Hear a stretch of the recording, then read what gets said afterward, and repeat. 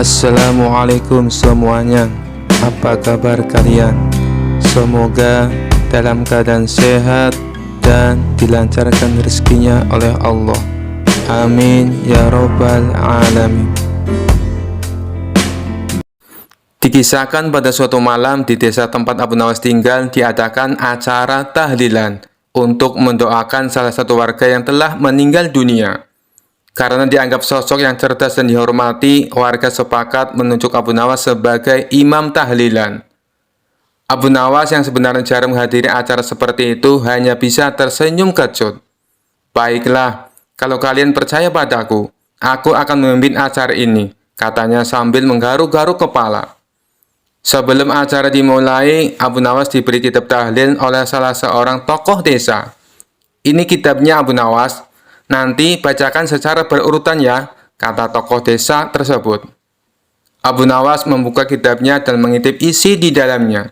Sayangnya kitab itu ditulis dengan huruf Arab gundul tanpa harokat. Abu Nawas yang terbiasa membaca kitab berharokat merasa sedikit panik. Namun sebagai orang yang tak pernah kehilangan akal, ia berkata dalam hati, "Aku harus menemukan cara agar acara ini tetap berjalan dengan lancar." Warga berkumpul, duduk melingkar di ruang utama rumah. Abu Nawas duduk di depan, memegang kitab tahlil dengan penuh percaya diri. Ia membuka acara dengan suara lantang. "Baiklah saudara-saudaraku sekalian, kita mulai acara ini dengan bacaan basmalah. Bismillahirrahmanirrahim." Semua orang mengikuti mengucapkan amin dengan khusyuk. Kemudian Abu Nawas mulai membaca dengan nada merdu. Tetapi isi yang dibacanya ternyata berbeda jauh dari kitab tahlil. Ia mulai mengarang bebas. "Alhamdulillahilladzi ja'alana ummatan wahidah wa akramana bi Abu Nawas sebagai imam yang tampan." Beberapa orang yang paham bahasa Arab mulai saling pandang. Namun karena suara Abu Nawas terdengar begitu yakin, mereka tetap mengikuti bacaan itu sambil tersenyum geli. Saat tiba di bagian doa, Abu Nawas semakin kreatif. Ia menutup kitabnya dan berkata, "Saudara-saudaraku, doa ini sangat penting, jadi izinkan aku menyampaikannya dengan cara yang paling tulus." Ia lalu mengangkat tangan dan memulai doanya. "Ya Allah, berikan ampunan kepada saudara kami yang telah meninggal.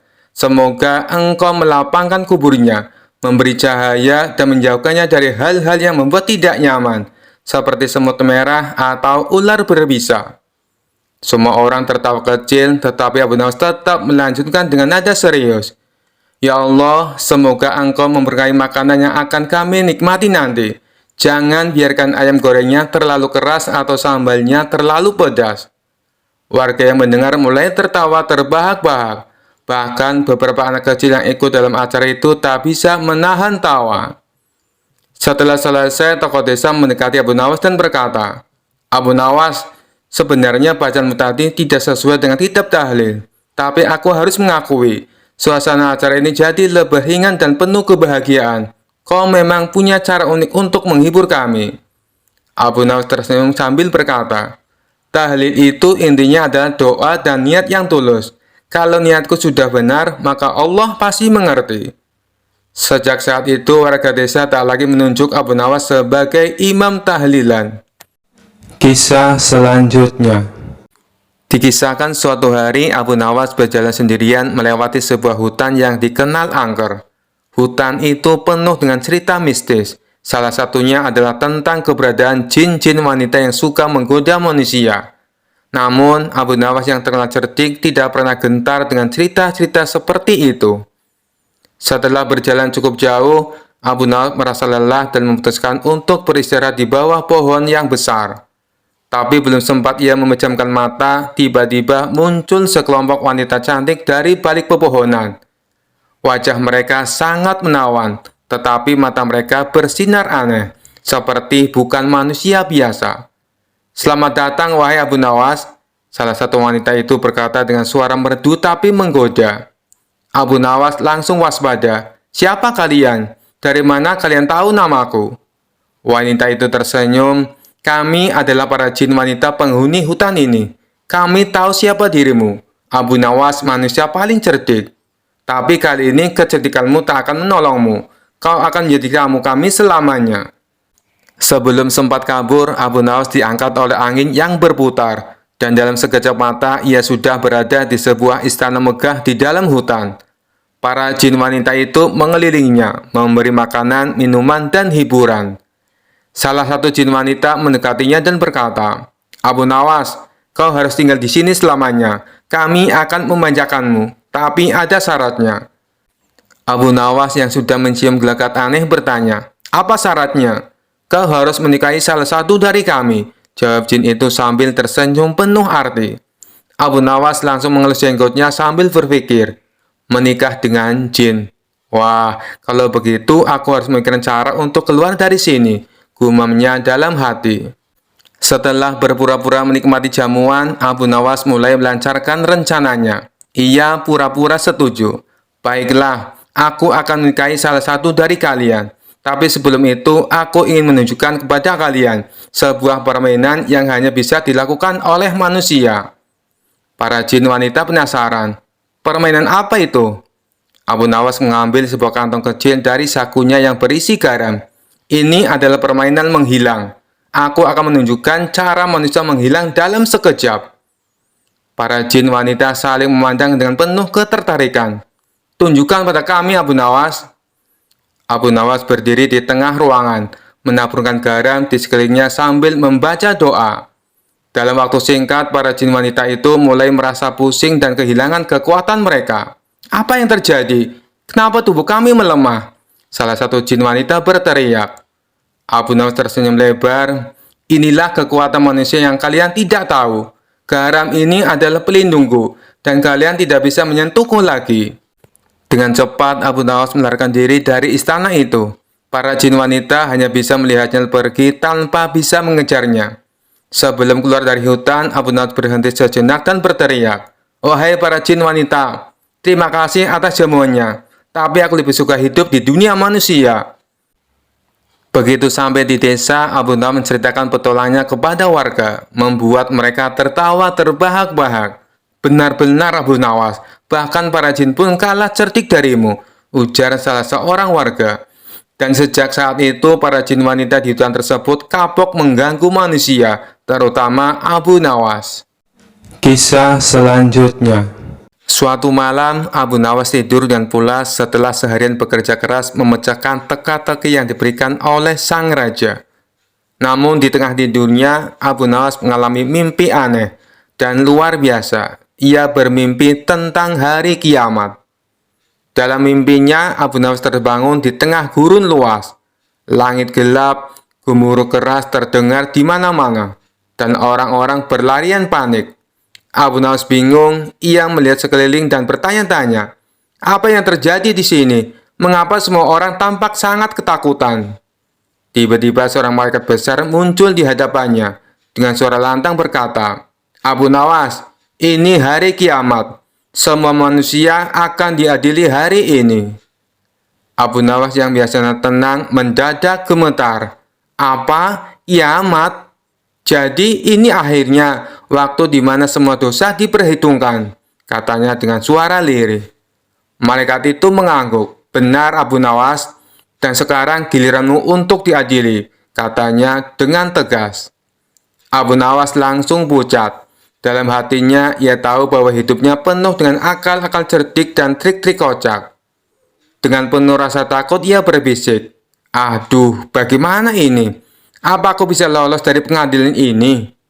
Lalu, ia melihat orang-orang berbaris panjang menunggu giliran mereka diadili. Di barisan depan, ada seorang saudagar kaya yang pernah ia kenal. Saudagar itu datang dengan membawa kereta penuh emas dan perhiasan. Tetapi malaikat pengadil hanya menggelengkan kepala, dan saudagar itu pun dibawa ke tempat yang gelap dan suram. Kemudian datanglah seorang alim ulama dengan buku tebal yang berisi segala amal baiknya. Namun malaikat pengadil masih saja menggelengkan kepala. Ulama itu pun dibawa pergi. Melihat itu, Abu Nawas semakin panik. "Wah, kalau mereka saja tidak lolos, bagaimana dengan aku? Aku tidak punya emas, dan amalanku, ya kebanyakan penuh dengan trik cerdik," gumamnya. Akhirnya giliran Abu Nawas tiba. Dengan gemetar ia berjalan maju di hadapan malaikat pengadil. Malaikat itu membuka buku catatan amal Abu Nawas dan mulai membaca. Tiba-tiba malaikat itu berhenti, tersenyum kecil dan berkata, "Abu Nawas, ada yang aneh di sini. Dalam catatan amalmu tertulis bahwa kau pernah menipu raja berkali-kali, membuat orang-orang tertawa dengan kecerdikanmu, dan selalu menemukan cara licik untuk lolos dari masalah. Apakah itu benar?" Abu Nawas dengan senyum canggung menjawab, "Iya, hamba akui, tapi semua itu dilakukan dengan niat baik, supaya orang-orang senang dan tertawa, tidak untuk menyakiti." Malaikat itu tertawa kecil dan berkata, "Baiklah, karena kau mengakuinya, aku akan bertanya satu hal terakhir. Apa yang akan kau lakukan jika kau diberi kesempatan untuk lolos dari pengadilan ini?" Abu Nawas berpikir cepat dan tiba-tiba ide cerdiknya muncul. Dengan penuh percaya diri, ia menjawab, "Hamba akan melakukan hal yang sama. Tapi kali ini hamba akan menipu nyamuk dan lalat-lalat yang nakal yang suka mengganggu manusia, bukan raja atau rakyatnya." Malaikat itu tertawa terbahak-bahak mendengar jawaban Abu Nawas yang begitu konyol. "Abu Nawas, kau memang selalu punya jawaban yang tak terduga. Tapi sayang, tak ada lagi nyamuk atau lalat di akhirat." Abu Nawas yang sudah mulai rileks menjawab dengan gaya santai, "Kalau begitu, mungkin hamba bisa membuka kursus kecerdikan di sini untuk membantu orang-orang menghadapi situasi sulit dengan cerdik." Malaikat itu tak bisa menahan tawa lagi.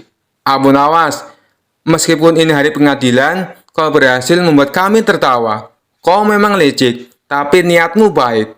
Karena itu kami putuskan, kau lolos hari ini. Tapi ingat, jangan lagi menipu di akhirat." Abu Nawas tersenyum lebar dan membungkuk hormat. Terima kasih. Hamba janji akan hidup lebih cerdik lagi. Maksud hamba lebih baik lagi di sini." Tiba-tiba Abu Nawas terbangun dari tidurnya dengan kaget. Ia menyeka keringat di dahinya dan bergumam, "Wah, untung itu cuma mimpi. Kalau benar-benar hari kiamat tadi, aku pasti sudah kena masalah besar." Kisah selanjutnya. Suatu hari, dua saudara datang ke hadapan Abu Nawas dengan wajah masam dan tegang. Mereka sedang berseteru karena harta warisan dari orang tua mereka yang baru saja meninggal. Mereka berdebat dan berselisih tanpa henti. Masing-masing merasa berhak atas bagian yang lebih besar. "Abu Nawas, tolonglah kami. Kami tidak bisa menemukan cara membagi harta warisan ini dengan adil," kata salah satu dari mereka. Abu Nawas yang terkenal bijaksana namun penuh akal memandang keduanya dengan tatapan serius, lalu tersenyum kecil.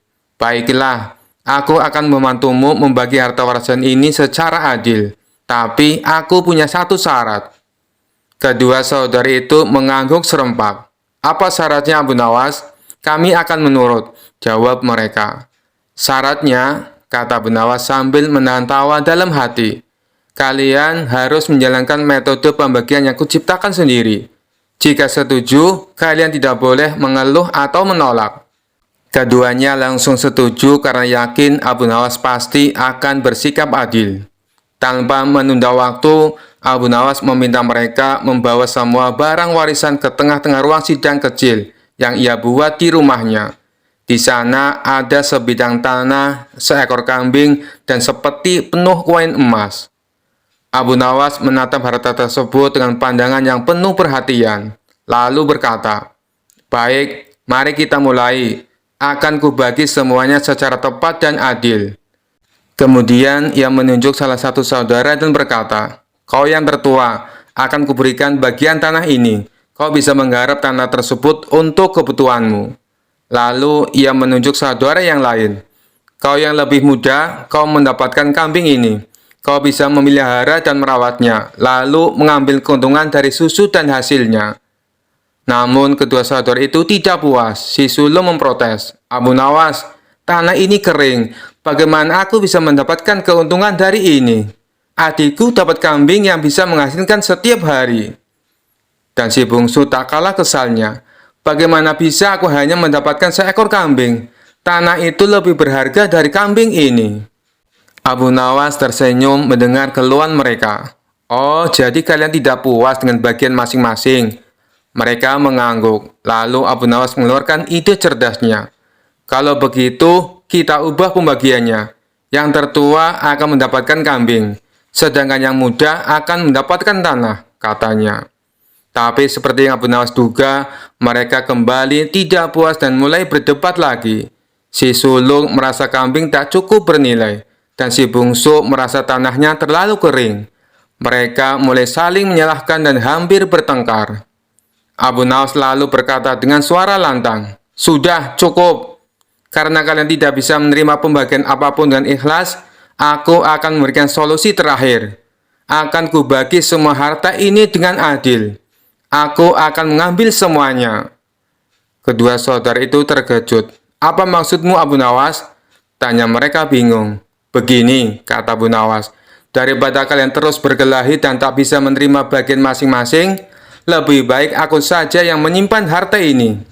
Setidaknya aku tidak perlu mendengar keributan dan pertengkaran kalian." Mendengar itu, keduanya terdiam. Mereka sadar bahwa sikap serakah mereka hanya memperkeruh keadaan. Tanpa harta tersebut, mereka justru tidak mendapatkan apa-apa. Keduanya saling pandang, lalu berkata, "Baiklah Abu Nawas, kami telah salah. Kami akan menerima pembagianmu tanpa protes lagi." Abu Nawas tersenyum. "Nah, itu baru sikap yang benar. Kalau begitu, aku akan membagi sesuai yang pertama. Si sulung dapat tanah, dan si bungsu dapat kambing. Dan seperti emas ini, kalian berdua akan membaginya setengah-setengah." Keduanya tersenyum dan mengangguk lega. Mereka pun mengucapkan terima kasih kepada Abu Nawas atas pelajaran berharga yang ia berikan. Dan sejak hari itu, kedua saudara itu hidup damai dan tak pernah lagi berselisih soal harta. Kisah selanjutnya. Suatu hari, Abu Nawas ditunjuk oleh raja untuk menjadi hakim sementara di istana, karena hakim kerajaan sedang sakit. Raja berkata, "Abu Nawas, aku ingin kau mengadili kasus perceraian ini. Tunjukkan kebijaksanaanmu." Abu Nawas meskipun tidak biasa menjadi hakim menerima tugas itu. Di depan Abu Nawas ada sepasang suami istri yang sedang berseteru. Sang suami ingin bercerai karena merasa istrinya terlalu galak. Sedangkan sang istri merasa suaminya terlalu pelit. Abu Nawas memulai sidang dengan penuh wibawa. "Baiklah, ceritakan masalah kalian satu persatu," katanya. Sang suami langsung berkata dengan nada kesal, "Istriku ini seperti naga. Setiap hari aku dimarahi. Tidak peduli aku bekerja keras seharian." Sang istri tidak mau kalah. "Dia ini pelitnya luar biasa. Bahkan untuk makan, aku harus hitung-hitung dulu agar tidak dimarahi." Abu Nawas mendengarkan dengan penuh perhatian, lalu berkata, Ini masalah besar. Aku harus berpikir." Sambil berpikir, Abu Nawas meminta waktu sejenak dan beranjak keluar ruangan. Tapi begitu ia kembali, ia mendapati pasangan itu sudah bertengkar hebat. Suaminya berkata, "Aku sudah tidak tahan, kau tidak pernah puas." Istrinya membalas, "Kalau kau tidak pelit, aku juga tidak akan marah-marah." Abu Nawas bingung bagaimana cara menyelesaikan pertikaian itu tanpa memperlukan dirinya sendiri. Akhirnya ia memutuskan untuk melakukan sesuatu yang tidak biasa. Abu Nawas berdiri dengan tegas. "Baiklah, karena kalian berdua tidak bisa akur, aku akan memberi kalian hukuman." Pasangan itu terkejut. "Hukuman? Apa maksud Anda, Tuan Hakim?" Abu Nawas tersenyum kecil. "Kalian akan dihukum tinggal bersama selama 3 bulan di penjara istana. Kalian harus makan, tidur, dan melakukan semua kegiatan bersama. Jika setelah 3 bulan kalian masih ingin bercerai, maka aku akan menyetujuinya." Pasangan itu saling menatap. Sang suami tampak takut dan berkata, "3 bulan bersama dia di penjara, aku bisa mati muda." Sang istri juga ragu. 3 bulan dengan orang sepelit dia, aku bisa kelaparan." Akhirnya mereka berdua sepakat untuk berdamai. "Kami akan mencoba untuk rukun kembali, Tuan Hakim. Tidak perlu dipenjara."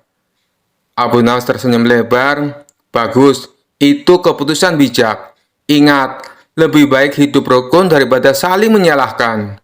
Raja yang mendengar kabar ini tertawa terbahak-bahak. Abu Nawas, kau benar-benar hakim yang unik.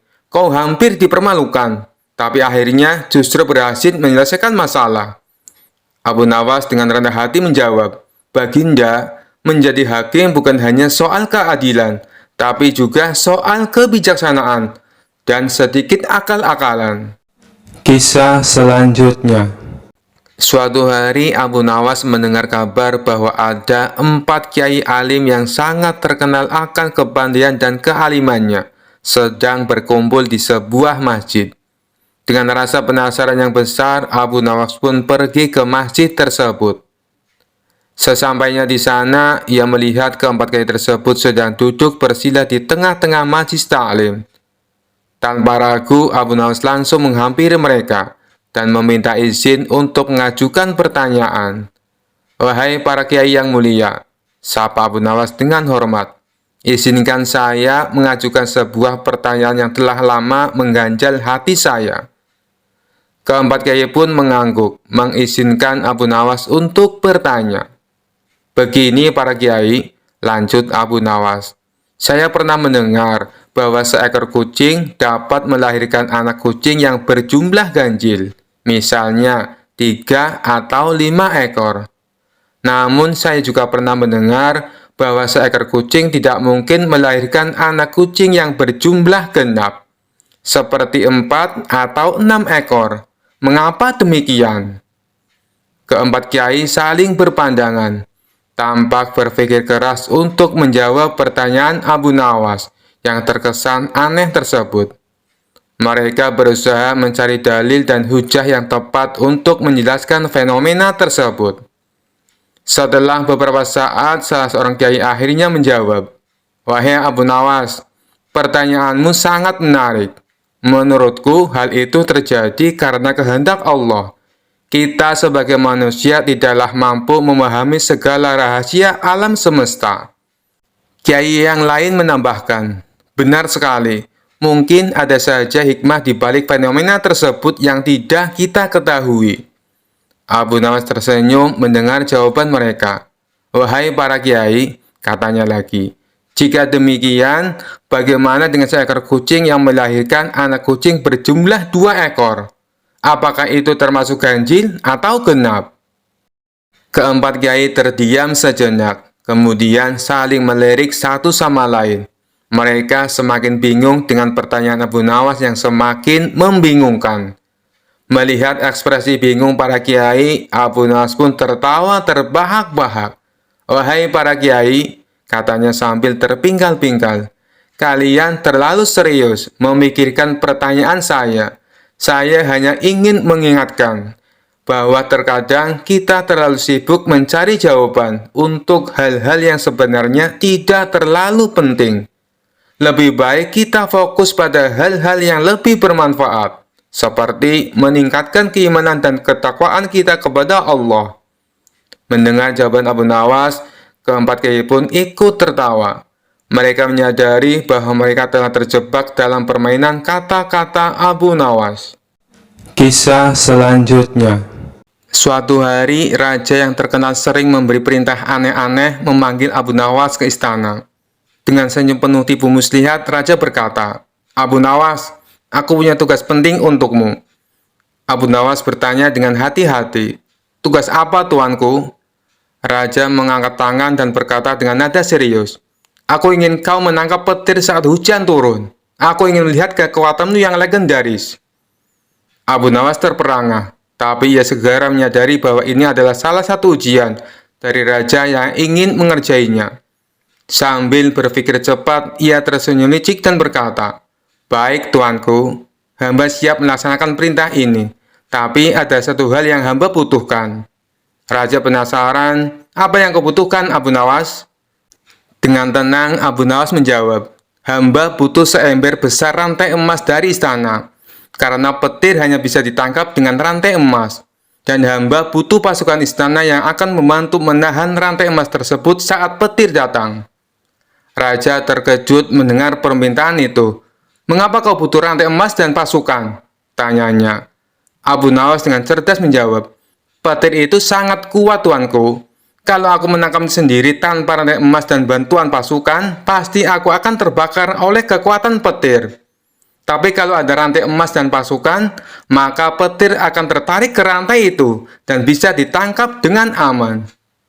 Raja terdiam sejenak, memikirkan permintaan itu. Ia tahu memberikan rantai emas sebesar itu akan membuat istana rugi, apalagi melibatkan pasukan hanya untuk menangkap petir.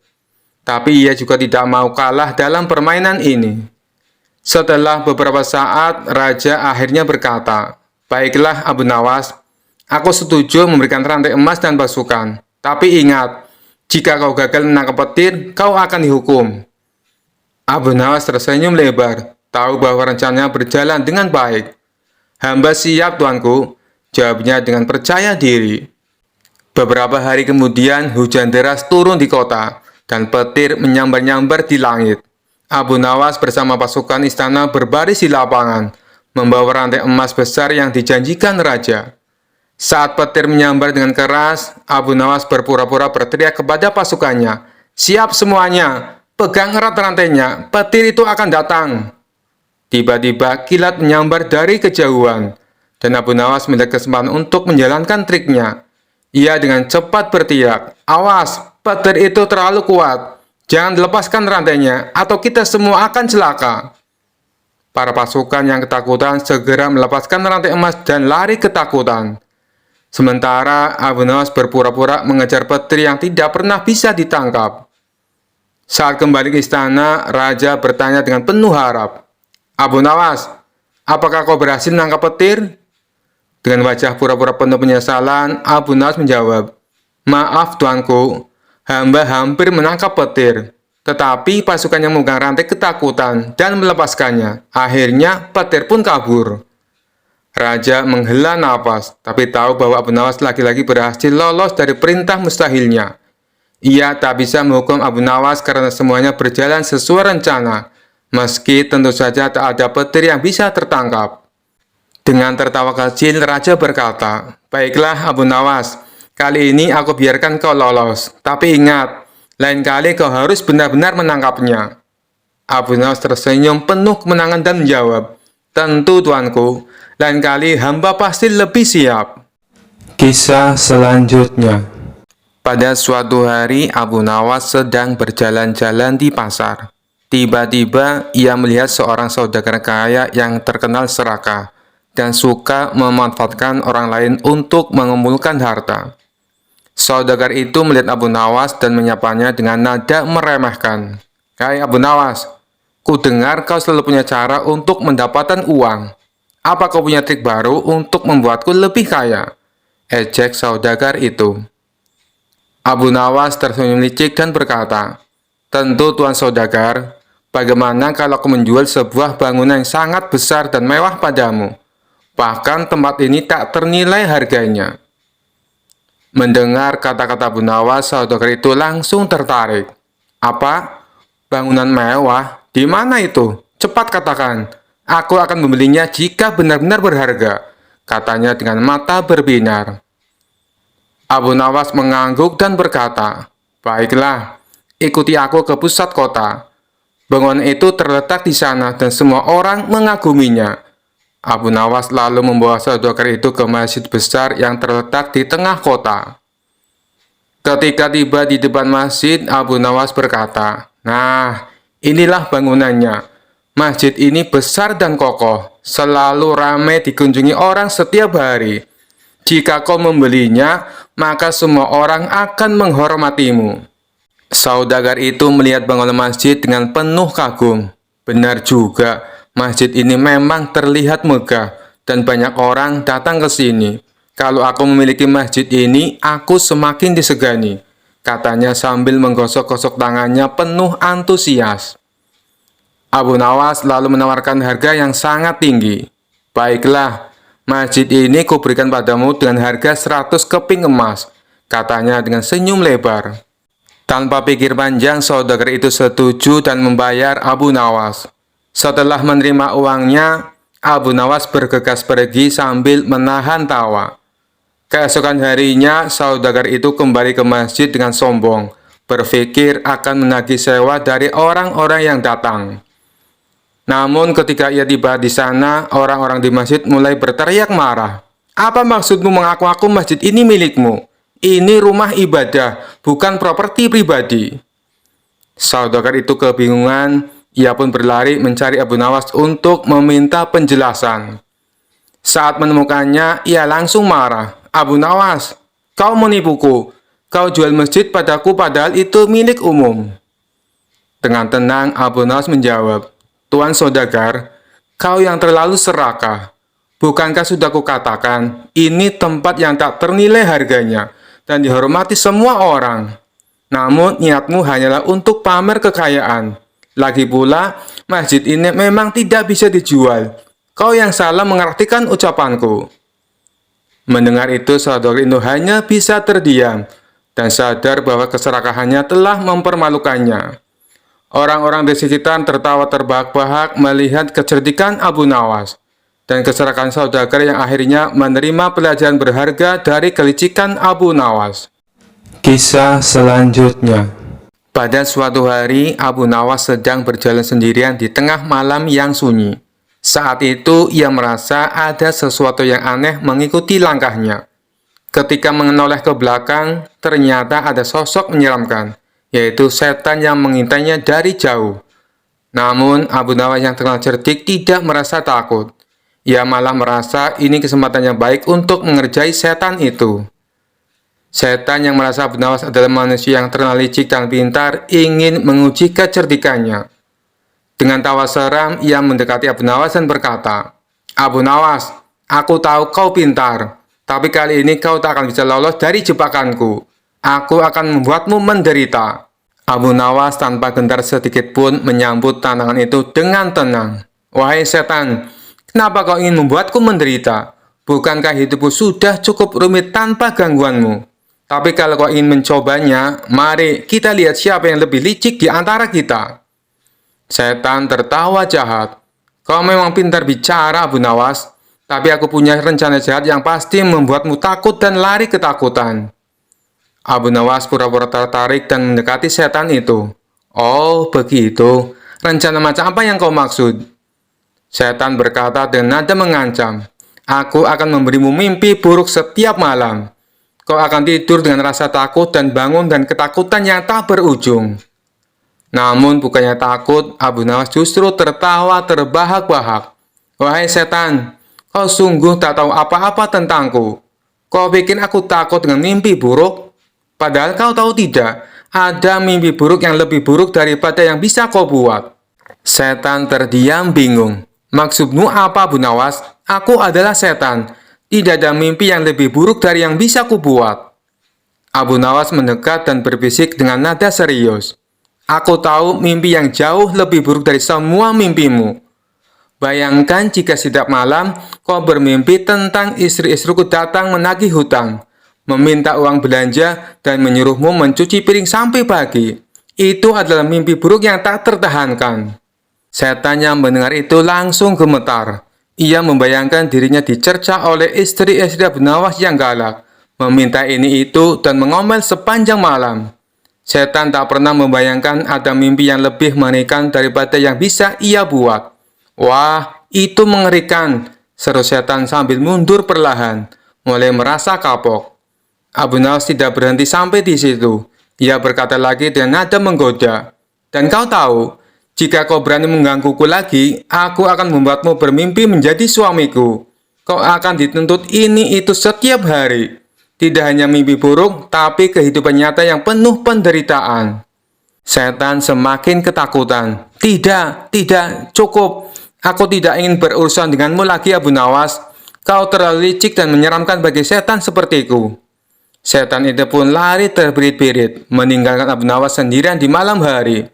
Abu Nawas hanya tersenyum puas, merasa berhasil menakuti setan sampai kapok. Dan sejak hari itu, setan tidak pernah berani mendekati Abu Nawas lagi. Setiap kali ada setan lain yang bertanya, setan yang pernah ditipu itu selalu berkata, "Jangan pernah coba-coba mengganggu Abu Nawas. Dia bisa membuatmu mengalami mimpi buruk yang tak pernah kau bayangkan sebelumnya." Kisah selanjutnya. Suatu hari, raja sedang dalam suasana hati yang sangat aneh. Ia ingin menguji kecerdikan Abu Nawas sekali lagi dengan perintah yang mustahil. Sambil duduk di singgasananya, ia memanggil Abu Nawas dan berkata dengan wajah serius, "Abu Nawas, kali ini aku ingin kau melakukan tugas yang sangat spesial." Abu Nawas yang sudah terbiasa dengan perintah-perintah aneh dari raja, langsung tahu pasti akan ada sesuatu yang sulit kali ini. Tapi ia tetap tersenyum dan bertanya, "Apa perintah Paduka kali ini?" Raja menatap Abu Nawas dengan tatapan tajam dan berkata, "Aku ingin kau mencari pohon yang bisa berbicara. Bawa pohon itu ke istana dan buktikan bahwa ia bisa berbicara." Abu Nawas terdiam sejenak, lalu tertawa kecil di dalam hati. Ia tahu bahwa tugas ini mustahil dilakukan. Namun, ia tidak ingin mengecewakan raja. Jadi, ia memutuskan untuk menerima tantangan ini dengan cara yang cerdik.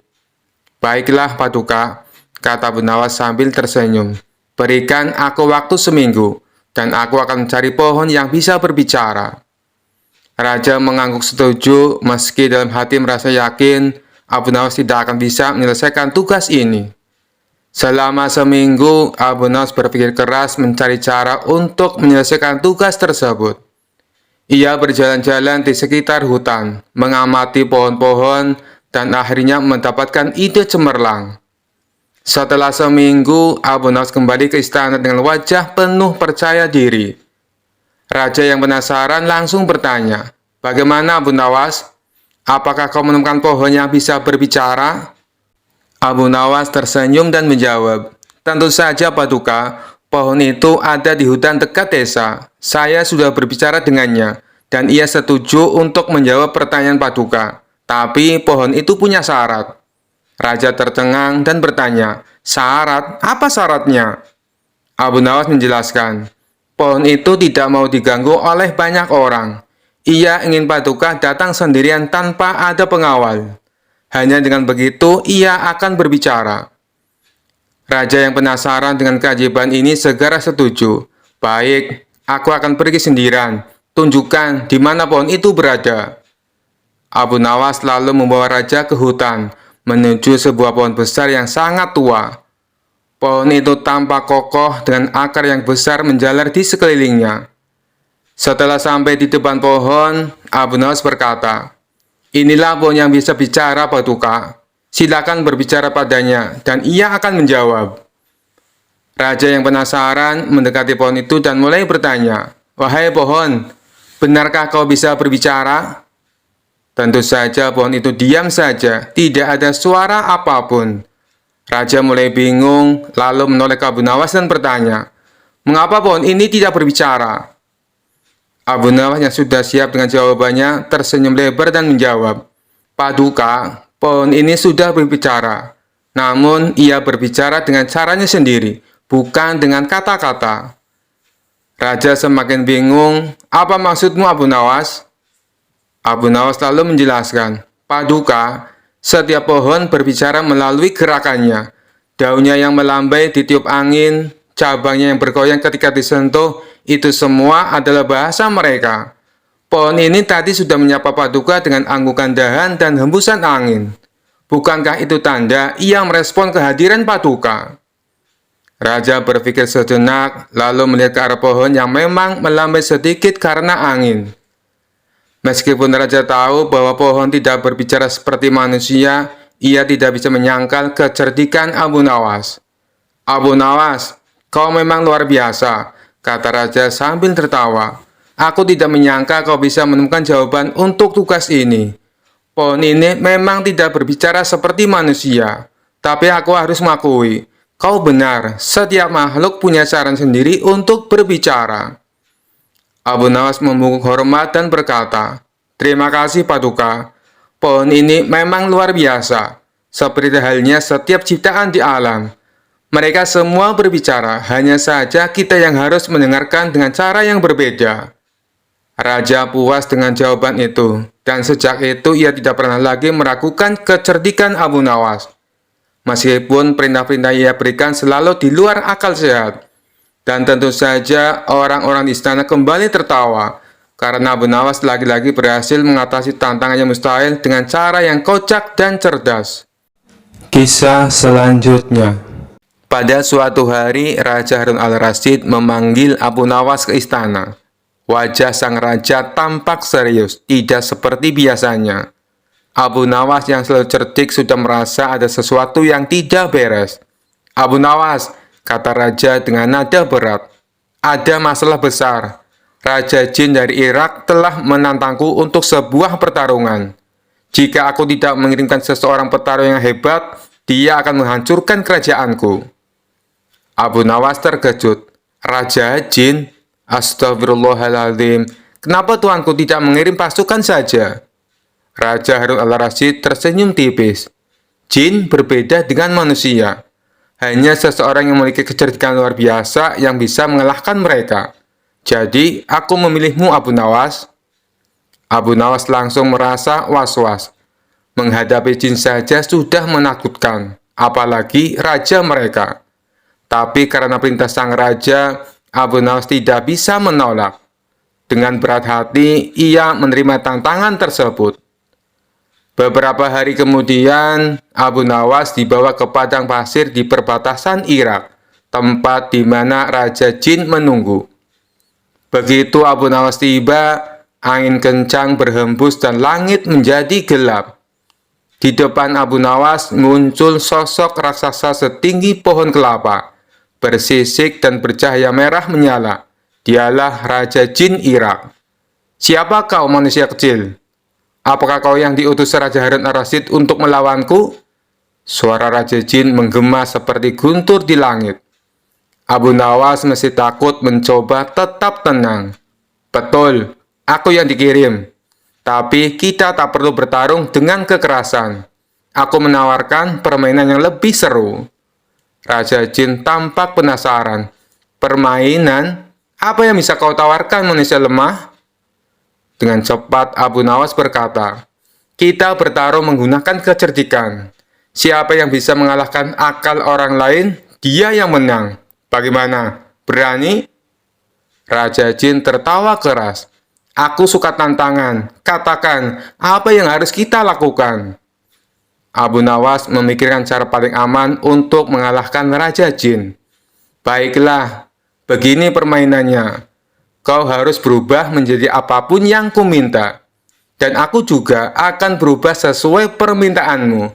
Siapa yang tidak bisa berubah menjadi yang diminta, dia yang kalah." Raja Jin setuju. "Kau dulu yang mulai, Abu Nawas." Abu Nawas tersenyum. "Baiklah, Raja Jin. Aku ingin kau berubah menjadi seekor nyamuk kecil." Raja Jin merasa ini tantangan mudah. Dalam sekejap, tubuh raksasa Raja Jin menyusut, berubah menjadi nyamuk kecil yang berputar-putar di sekitar kepala Abu Nawas. "Bagaimana? Lihat, aku bisa," kata Raja Jin, yang kini berbicara dalam suara kecil seperti dengungan nyamuk. Abu Nawas dengan cepat mengayunkan tangannya dan menjepit nyamuk itu dengan jari-jarinya. "Nah, sekarang kau tertangkap," kata Abu Nawas sambil tertawa. Raja Jin marah dan segera berubah kembali ke wujud aslinya. "Kau licik, Abu Nawas. Tapi sekarang giliranku. Aku ingin kau berubah menjadi asap dan lenyap." Abu Nawas mulai panik. Bagaimana caranya berubah menjadi asap? Tapi tiba-tiba dia mendapat ide cerdik. "Baiklah," kata Abu Nawas. "Tapi kau harus tutup matamu dulu, agar kau tidak melihatku berubah menjadi asap." Raja Jin yang tidak curiga menurutinya dan menutup matanya. Dengan cepat Abu Nawas berlari secepat kilat menjauh dari tempat itu, meninggalkan Raja Jin yang menunggu dengan mata tertutup. Setelah beberapa saat, Raja Jin membuka matanya dan terkejut melihat Abu Nawas sudah hilang. "Hei, kemana dia?" seru Raja Jin. Dari kejauhan Abu Nawas berteriak, "Aku sudah berubah menjadi asap dan lenyap, wahai Raja Jin." Raja Jin terperanjat. "Apa? Bagaimana mungkin?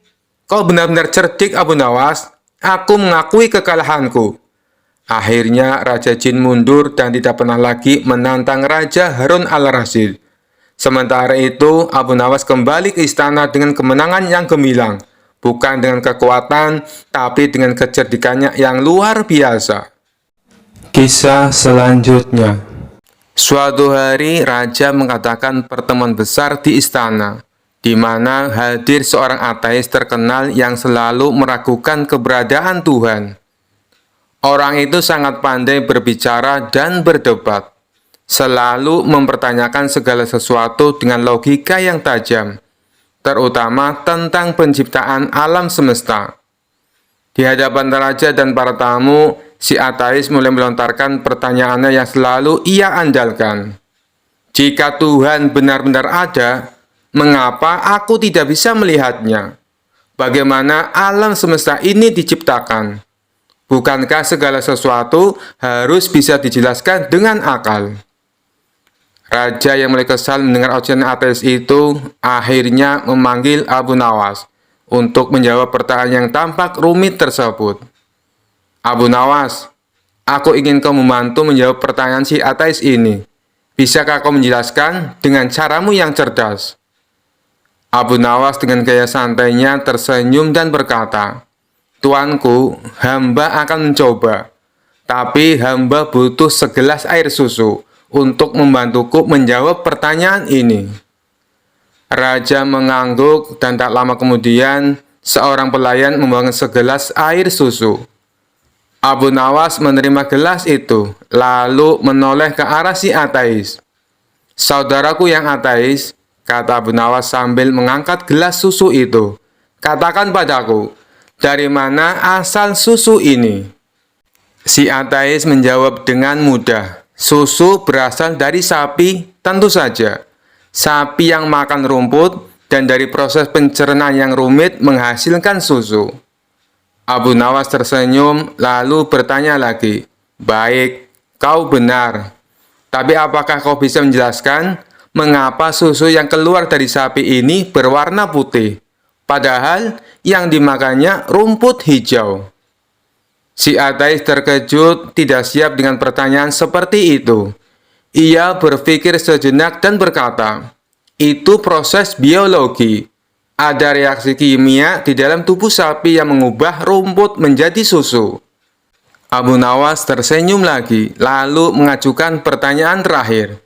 Jika semua ini hanya proses alami, bisa kau tunjukkan di mana letak keajaiban atau kebijaksanaan Tuhan dalam segelas susu ini? Si ateis mulai merasa tidak nyaman. Ia mencoba menjelaskan dengan kata-kata rumit, tetapi semakin panjang penjelasannya, semakin tak jelas ujungnya. Melihat si ateis mulai bingung, Abu Nawas kemudian berkata dengan tenang, Saudaraku, sesederhana segelas susu, kita tak sepenuhnya memahami semua proses yang terjadi. Kita tahu ada rumput hijau yang dimakan sapi, lalu keluar susu putih. Tetapi tak seorang pun bisa menjelaskan dengan sempurna bagaimana proses yang kompleks itu terjadi dengan sendirinya. Sama halnya dengan alam semesta ini. Kau mungkin tidak bisa melihat Tuhan dengan matamu, tapi bukti kebijaksanaannya ada di setiap proses di alam ini. Lalu Abu Nawas meminum segelas susu itu dan menambahkan, seperti segelas susu ini, kita tahu hasilnya, tetapi tidak semua proses di baliknya bisa kita lihat atau pahami. Hanya karena kau tak bisa melihat Tuhan, bukan berarti Dia tidak ada. Kau tidak bisa melihat bagaimana rumput berubah menjadi susu, tapi hasilnya nyata dan bisa kita nikmati. Si ateis terdiam, tidak bisa membantah lagi. Ia akhirnya sadar bahwa tidak semua hal bisa dijelaskan hanya dengan logika manusia. Raja tertawa puas dan para hadirin bertepuk tangan, mengagumi kecerdasan Abu Nawas dalam menjawab pertanyaan sulit dengan cara yang sederhana namun tepat. Abu Nawas, sekali lagi kau telah membuktikan kebijaksanaanmu, kata raja sambil tersenyum. Dengan segelas susu, kau telah menunjukkan kekuasaan Tuhan yang bahkan tidak bisa dilihat oleh orang yang paling pandai sekalipun. Kisah selanjutnya. Suatu hari, Abu Nawas terlibat dalam sebuah perdebatan dengan seorang Yahudi yang cerdas dan suka berargumen. Orang Yahudi itu terkenal sering mengajukan pertanyaan-pertanyaan sulit untuk menguji kepercayaan orang lain. Kali ini ia memutuskan untuk menantang Abu Nawas dalam sebuah perdebatan tentang keberadaan siksa kubur. Yahudi itu mendatangi Abu Nawas dengan senyum sinis dan langsung bertanya, "Abu Nawas, kau ini terkenal cerdik, tapi aku ingin tahu apakah kau bisa menjawab pertanyaanku. Apakah benar siksa kubur itu ada? Bagaimana bisa ada sesuatu setelah mati? Padahal tubuh sudah tidak hidup lagi." Abu Nawas yang tenang seperti biasa tersenyum dan membalas, "Tentu saja siksa kubur itu ada, wahai sahabatku. Hanya karena kita tidak bisa melihatnya dengan mata kepala sendiri, bukan berarti itu tidak ada." Yahudi itu tertawa kecil dan berkata, "Kau hanya mengikuti keyakinan buta, Abu Nawas. Buktikan padaku bahwa siksa kubur itu ada. Karena selama ini aku belum pernah mendengar seseorang keluar dari kuburnya dan memberitahu bahwa dia mengalami siksa." Abu Nawas mengelus jenggotnya, berpikir sejenak lalu berkata dengan nada serius, "Baiklah, kalau kau ingin bukti, aku akan memberimu bukti sekarang juga. Tapi aku butuh bantuanmu sedikit." Yahudi itu penasaran dan setuju. "Baik, aku siap membantumu, Abu Nawas. Apa yang harus kulakukan?"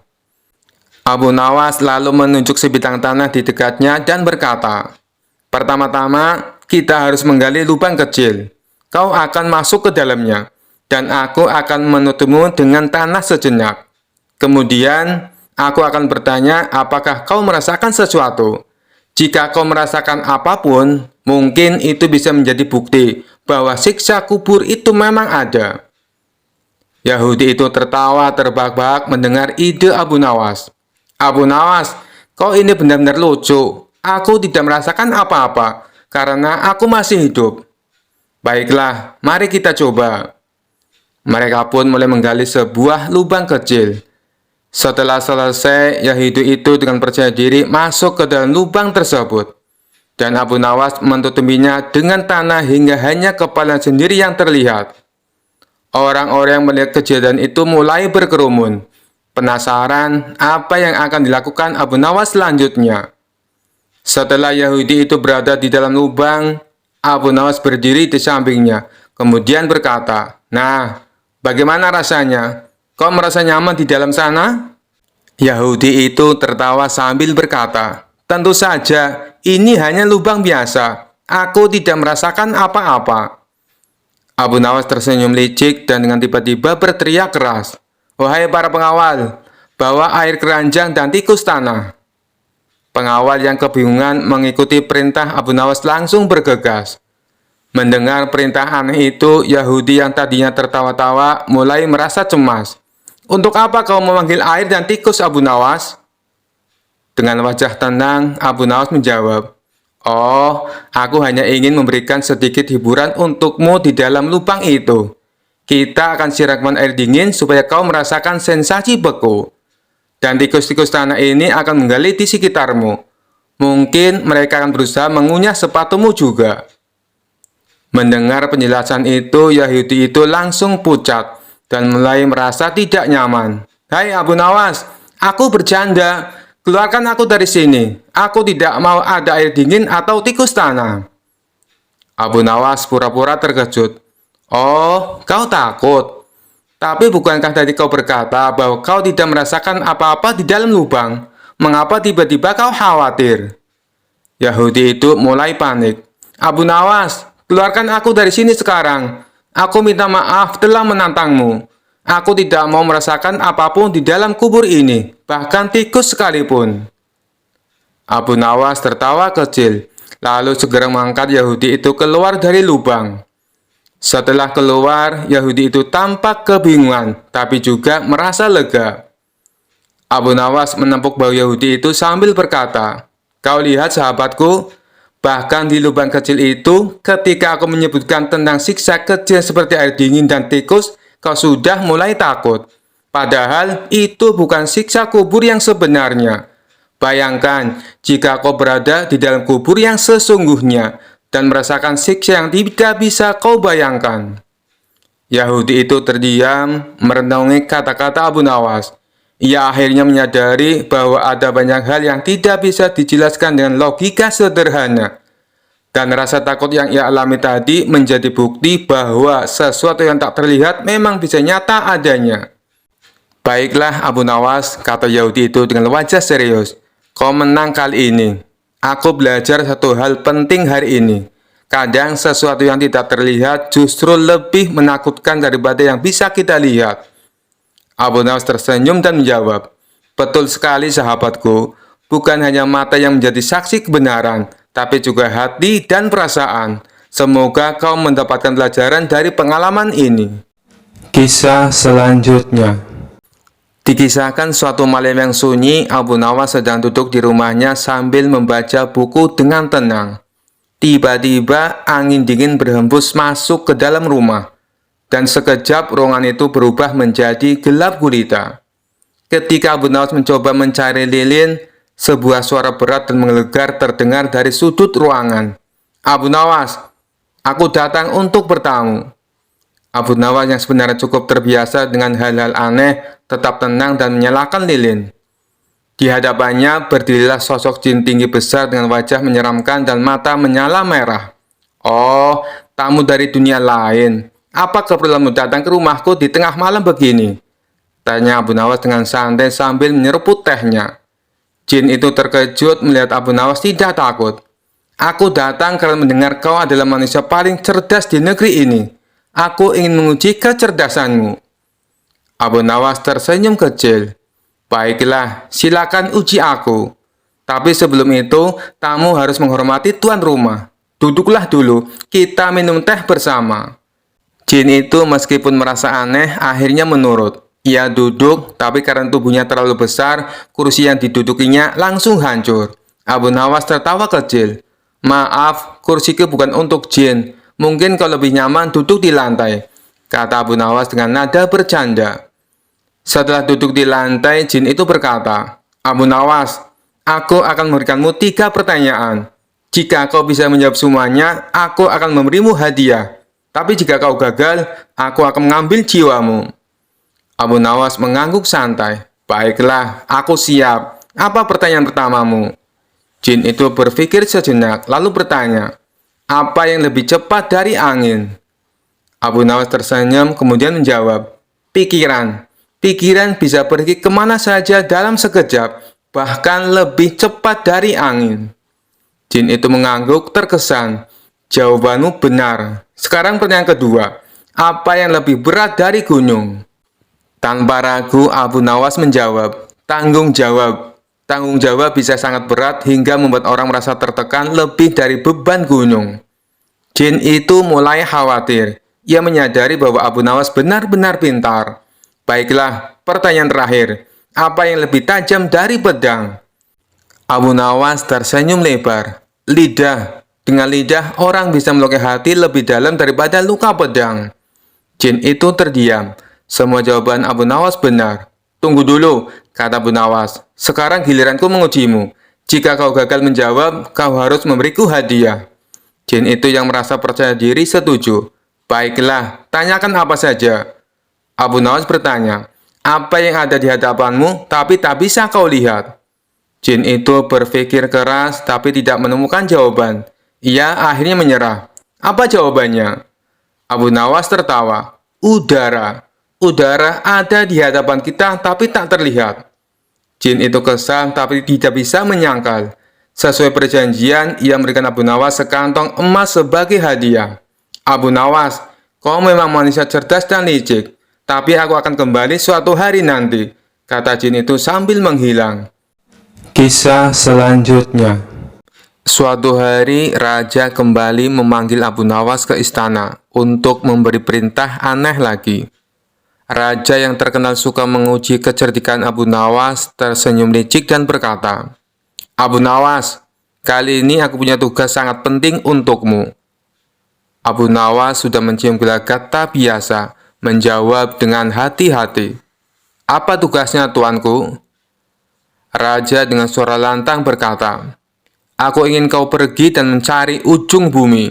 Bawa aku laporan tentang apa yang ada di sana. Jangan kembali sampai kau menemukannya." Abu Nawas yang tahu bahwa perintah ini jelas-jelas mustahil, pura-pura terkejut. Tapi seperti biasa, ia segera berpikir cepat.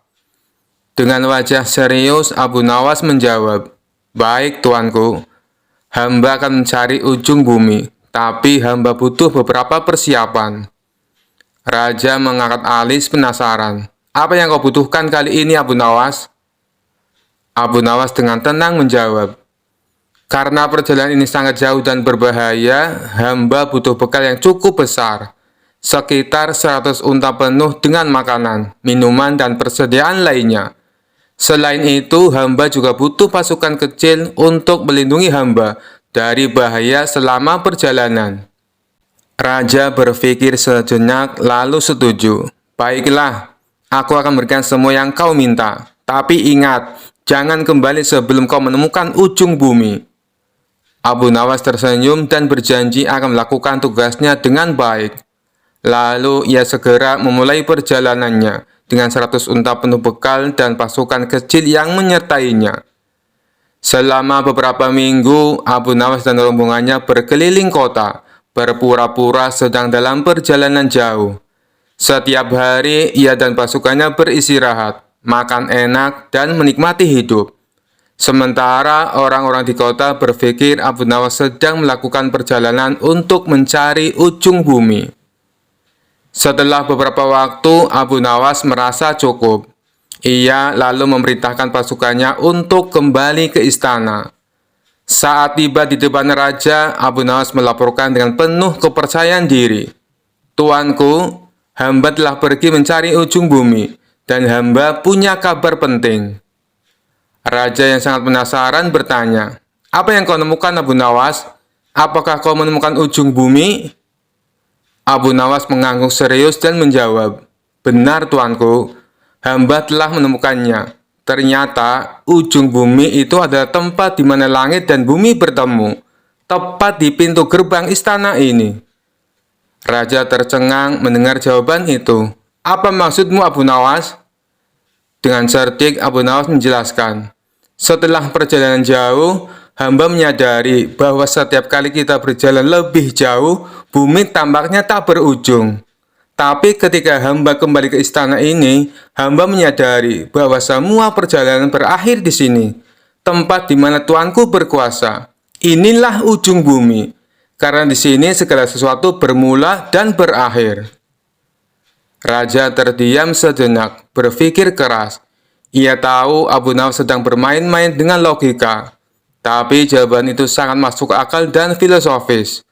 Akhirnya Raja tertawa terbahak-bahak dan berkata, "Abu Nawas, kau memang tak pernah gagal membuatku kagum. Kau telah melaksanakan tugasmu dengan baik.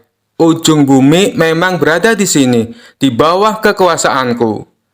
Semua orang istana ikut tertawa, sementara Abu Nawas tersenyum puas.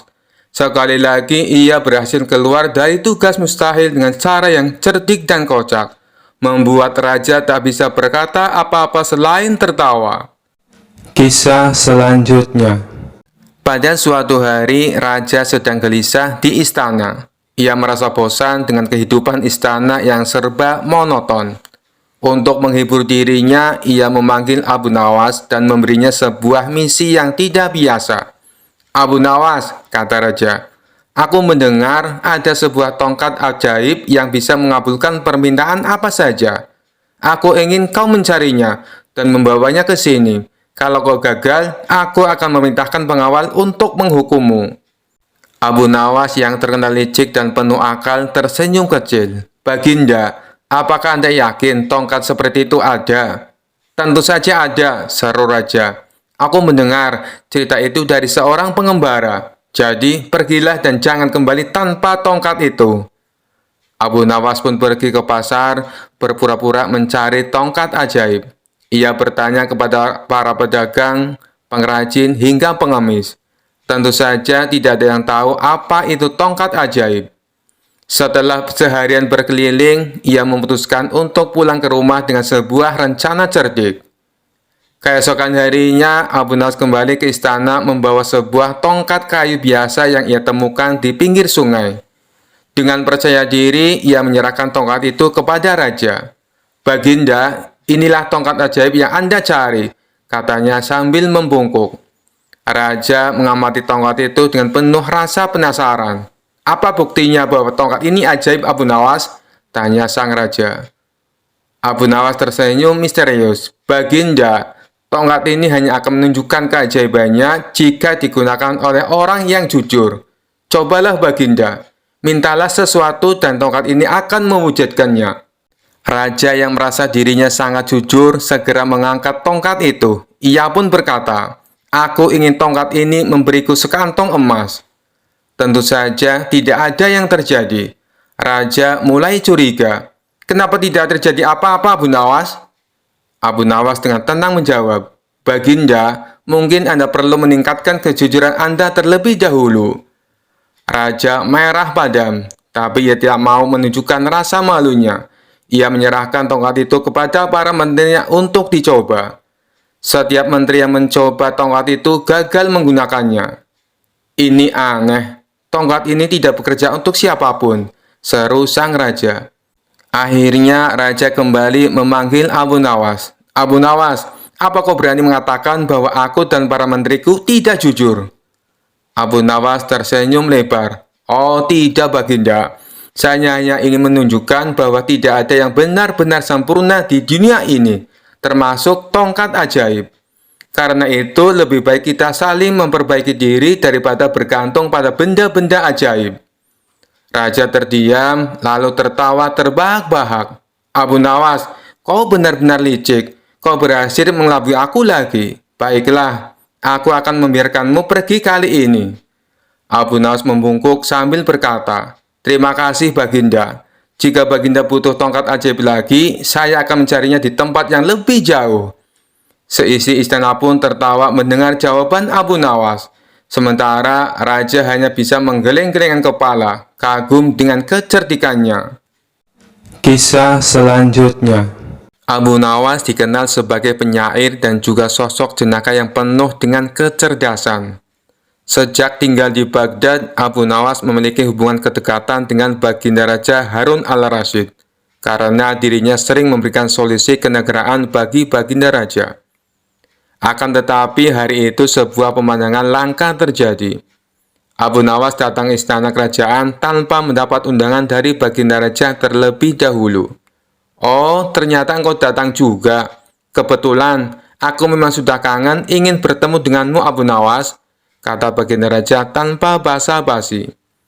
Mendengar perkataan rajanya itu, Abu Nawas menjadi senang bukan kepalang. Karena memang diketahui hubungan mereka belakangan ini sedang dekat-dekatnya. "Wahai Baginda, kali ini apa yang mesti hamba lakukan?" tanya Abu Nawas. "Tidak ada," sergah Baginda Raja. "Sebentar dulu," ujar Baginda Raja yang kemudian beranjak dari tempat duduknya. Begitu kembali, Baginda Raja sudah berganti pakaian yang sederhana layaknya rakyat biasa. "Aku ingin ke rumahmu, Abu Nawas," titah Baginda Raja. "Untuk apa Baginda ke rumah hamba?" tanya Abu Nawas heran dan kaget. Abu Nawas merasa belum memikirkan sebelumnya jika Baginda ingin ke rumahnya. Istrinya pun tidak ada di rumah. Abu Nawas berpikir siapa yang akan menyiapkan hidangan untuk Baginda Raja. "Intinya aku mau ke rumahmu," ujar Baginda dengan sedikit memaksa. Karena tidak ingin membantah perintah rajanya, akhirnya Abu Nawas mengiyakan ajakan Baginda tersebut. Tanpa ada pengawal, Baginda dan Abu Nawas berjalan kaki menuju rumah Abu Nawas, yang jaraknya tidak begitu jauh dari istana kerajaan. Sesampainya di rumah Abu Nawas, Baginda tidak menyangka jika rumah Abu Nawas sangat sederhana. Tak ada barang berharga di rumah itu. "Di mana istrimu, Abu Nawas?" tanya Baginda Raja. "Istri hamba sedang menjenguk orang tuanya, Baginda," jawab Abu Nawas. "Kebetulan saya datang ke rumahmu ingin belajar tentang kebijaksanaan hidup darimu," kata Baginda. Abu Nawas masih belum mengerti dengan maksud baginda raja. Ia hanya berpikir sejenak. Abu Nawas menyadari permintaan baginda tidak mungkin bisa ditolak. Setelah berpikir, akhirnya ia mengerti bahwa kebijaksanaan hanya dapat dipelajari dengan praktek. Baginda juga tidak keberatan menemani Abu Nawas dan melihat perilakunya. Dengan demikian, malam itu Baginda tidak kembali ke istana. Baginda berencana menginap di rumah Abu Nawas. Abu Nawas lalu menggosok-gosok sebuah kayu membuat api. Api kecil itu ditiup-tiupnya hingga menyala. "Mengapa itu engkau tiup, Abu Nawas?" tanya Baginda Raja penasaran. "Agar panas dan lebih besar apinya, Baginda," jawab Abu Nawas. Setelah api itu membesar, Abu Nawas kemudian memasak sop. Setelah sop itu matang, Abu Nawas menuangkannya ke dalam 2 mangkok. Ia mengambil mangkoknya dan meniup sop tersebut. "Lalu, mengapa sop itu engkau tiup, Abu Nawas?" tanya Baginda Raja lagi. "Agar lebih dingin dan enak dimakan, Baginda," jawab Abu Nawas. "Aku rasa aku tidak jadi belajar darimu," katus Baginda Raja mengagetkan Abu Nawas. "Engkau tidak bisa konsisten dengan pengetahuanmu," lanjut Baginda Raja diiringi senyum kecut dari Abu Nawas. Akhirnya Baginda Raja tidak jadi menginap di rumah Abu Nawas. Malam itu Baginda Raja memutuskan untuk pulang ke istana diantar Abu Nawas. Di tengah perjalanan keduanya bicara tentang berbagai hal. "Ngomong-ngomong, berapa umurmu, Abu Nawas?" tanya Baginda Raja. 40 tahun, Baginda," jawab Abu Nawas. "Loh, perasaan beberapa tahun yang lalu engkau menyebut angka yang sama," tanya Baginda Raja kembali. "Hamba konsisten, Baginda," jawab Abu Nawas dengan sedikit tersenyum. Karena jawaban tersebut, Baginda akhirnya mengakui bahwa Abu Nawas memiliki kecerdasan. Begitu juga akhirnya Baginda sadar telah belajar hidup bijaksana kepada Abu Nawas. Kisah selanjutnya. Pada suatu hari di sebuah wilayah kerajaan, raja memutuskan akan mengadakan pemilihan bupati untuk sebuah daerah terpencil. Namun karena kandidat yang mendaftar tidak memuaskan, raja malah mendapat ide aneh. "Aku ingin pemilihan ini berbeda. Abu Nawas, kau akan melawan tong kosong dalam pemilihan bupati kali ini," ujar raja sambil tertawa. Abu Nawas bingung sekaligus penasaran. "Baginda, bagaimana mungkin saya melawan tong kosong? Bukankah tong itu tidak bisa berbicara?" "Itu tugasmu untuk membuktikan bahwa kau pantas menang melawan sesuatu yang bahkan tidak bisa berbicara," kata sang raja.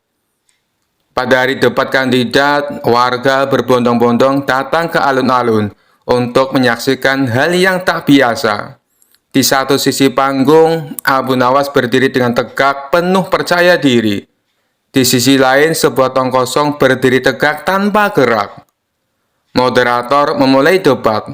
"Kandidat pertama, Abu Nawas, apa visi dan misi Anda?" Abu Nawas tersenyum lebar. "Visi saya adalah membangun daerah ini menjadi lebih makmur.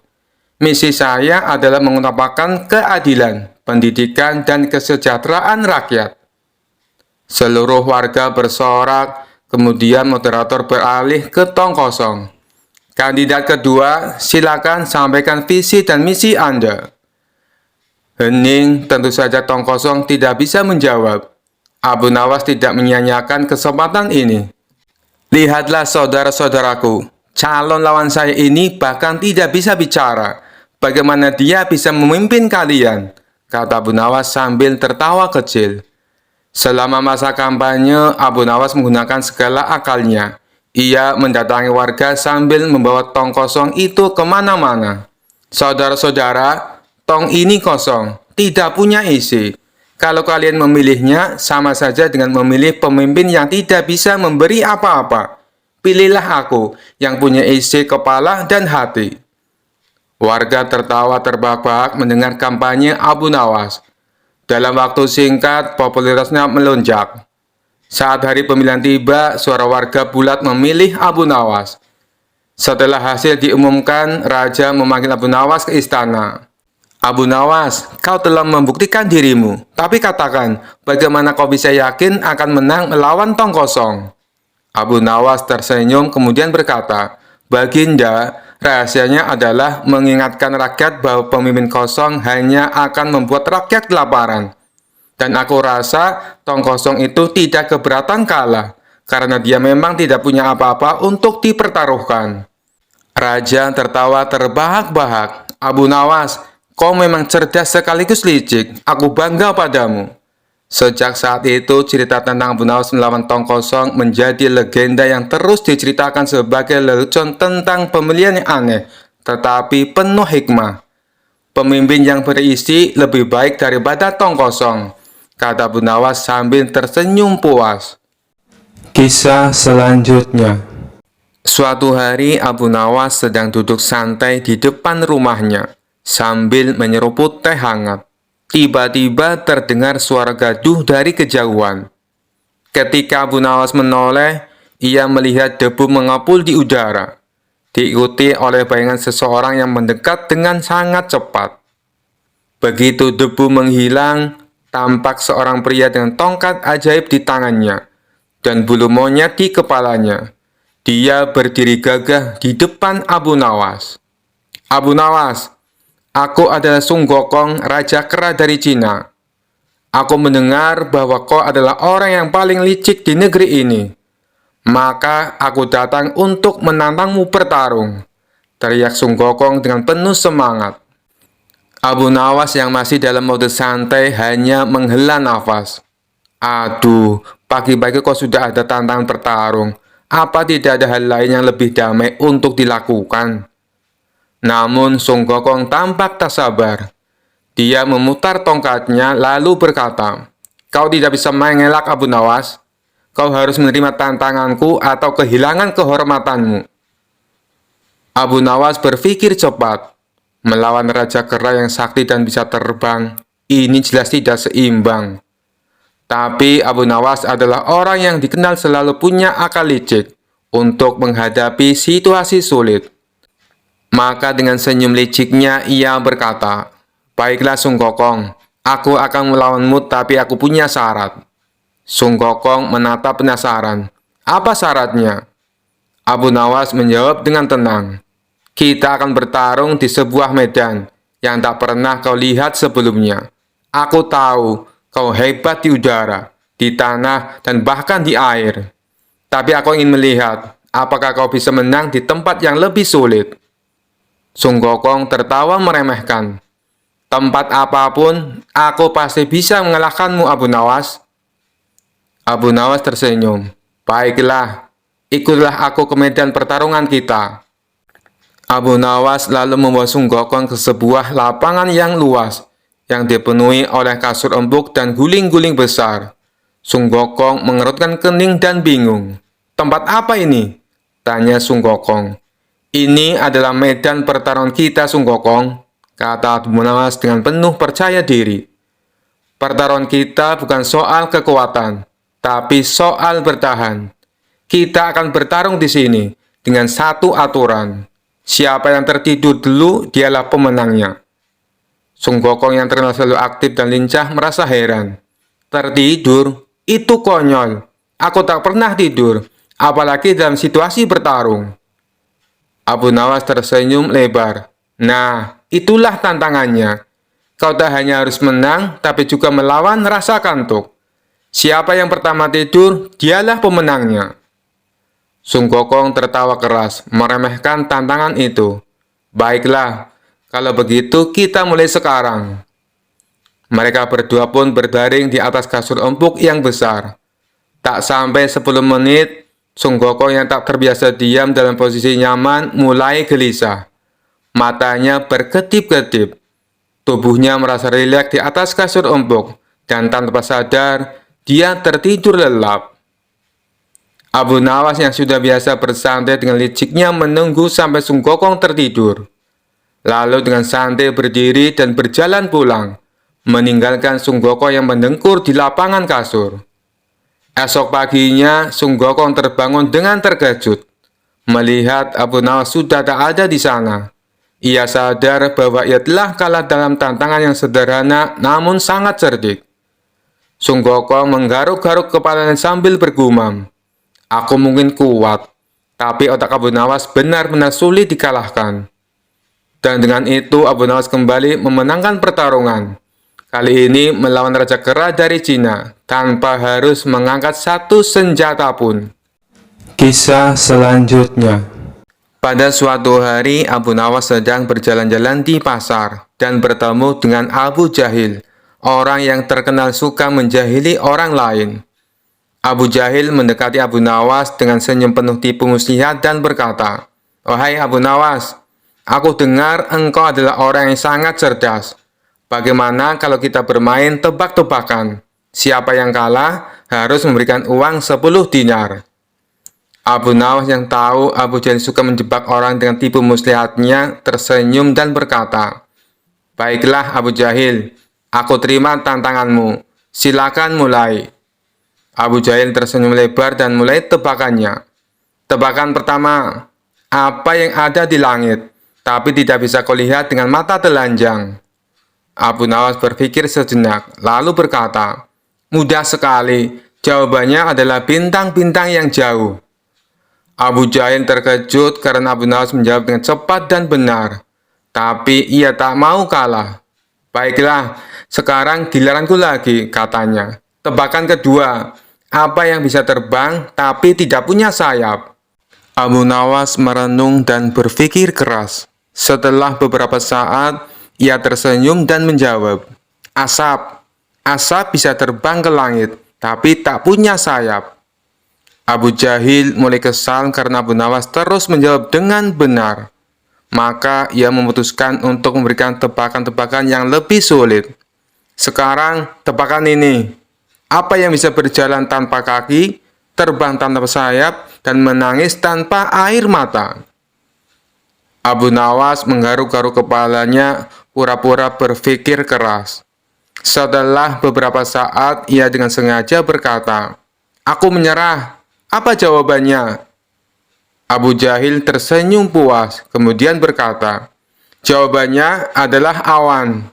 Awan berjalan di langit, terbang tanpa sayap, dan kadang-kadang meneteskan hujan seolah menangis tanpa air mata." Abu Nawas pura-pura terkejut dan berkata, "Hebat sekali. Baiklah Abu Jahil, sekarang giliranku. Kalau kau bisa menjawab, aku akan mengaku kalah." Abu Jahil yang merasa sangat percaya diri menjawab, "Silakan, aku siap." Abu Nawas tersenyum licik lalu bertanya, "Apa yang ada di saku bajuku sekarang ini?" Abu Jahil tertegun. Ia tahu ini pertanyaan jebakan, tapi ia tetap mencoba menebak. Mungkin uang 5 dinar." Abu Nawas menggeleng sambil tertawa. "Salah." Abu Jahil mencoba lagi, "Kalau begitu mungkin kunci rumahmu." Abu Nawas kembali menggeleng. "Salah lagi." Abu Jahil semakin kesal dan bertanya, "Baiklah, apa jawabannya?" Dengan senyum lebar, Abu Nawas mengeluarkan tangannya dari saku, memperlihatkan tangannya yang kosong, dan kemudian berkata, "Jawabannya adalah tidak ada apa-apa." Abu Jahil terkejut dan protes, "Itu tidak adil, itu bukan tebakan yang benar." Abu Nawas hanya tertawa terbahak-bahak. "Kau sendiri yang menerima tantangan. Tebakannya sederhana, dan kau salah menebak. Sekarang bayarlah 10 dinarmu." Semua orang yang mendengar kisah itu tertawa keras, sementara Abu Jahil hanya bisa menggerutu sambil menyerahkan 10 dinar kepada Abu Nawas. Sekali lagi, Abu Nawas berhasil mengalahkan lawannya dengan kecerdikannya yang tak terkalahkan. Kisah selanjutnya. Dikisahkan suatu hari Abu Nawas sedang duduk santai di bawah pohon besar di tepi sungai. Angin semilir membuatnya hampir terlelap. Namun tiba-tiba muncul suara dari balik semak-semak. "Abu Nawas, wahai manusia cerdas." Suara itu terdengar serak tapi penuh daya tarik. Abu Nawas membuka matanya perlahan. "Siapa yang memanggilku?" Dari balik semak keluarlah sosok dengan tanduk kecil di kepala dan senyum licik. Itu adalah setan. Tapi setan ini terlihat berbeda. Rambutnya tersisir rapi, memakai jubah mewah dan membawa tongkat kayu ukir.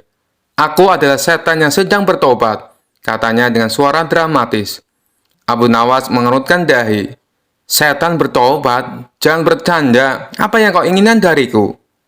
Setan itu duduk di samping Abu Nawas dengan gaya sok akrab.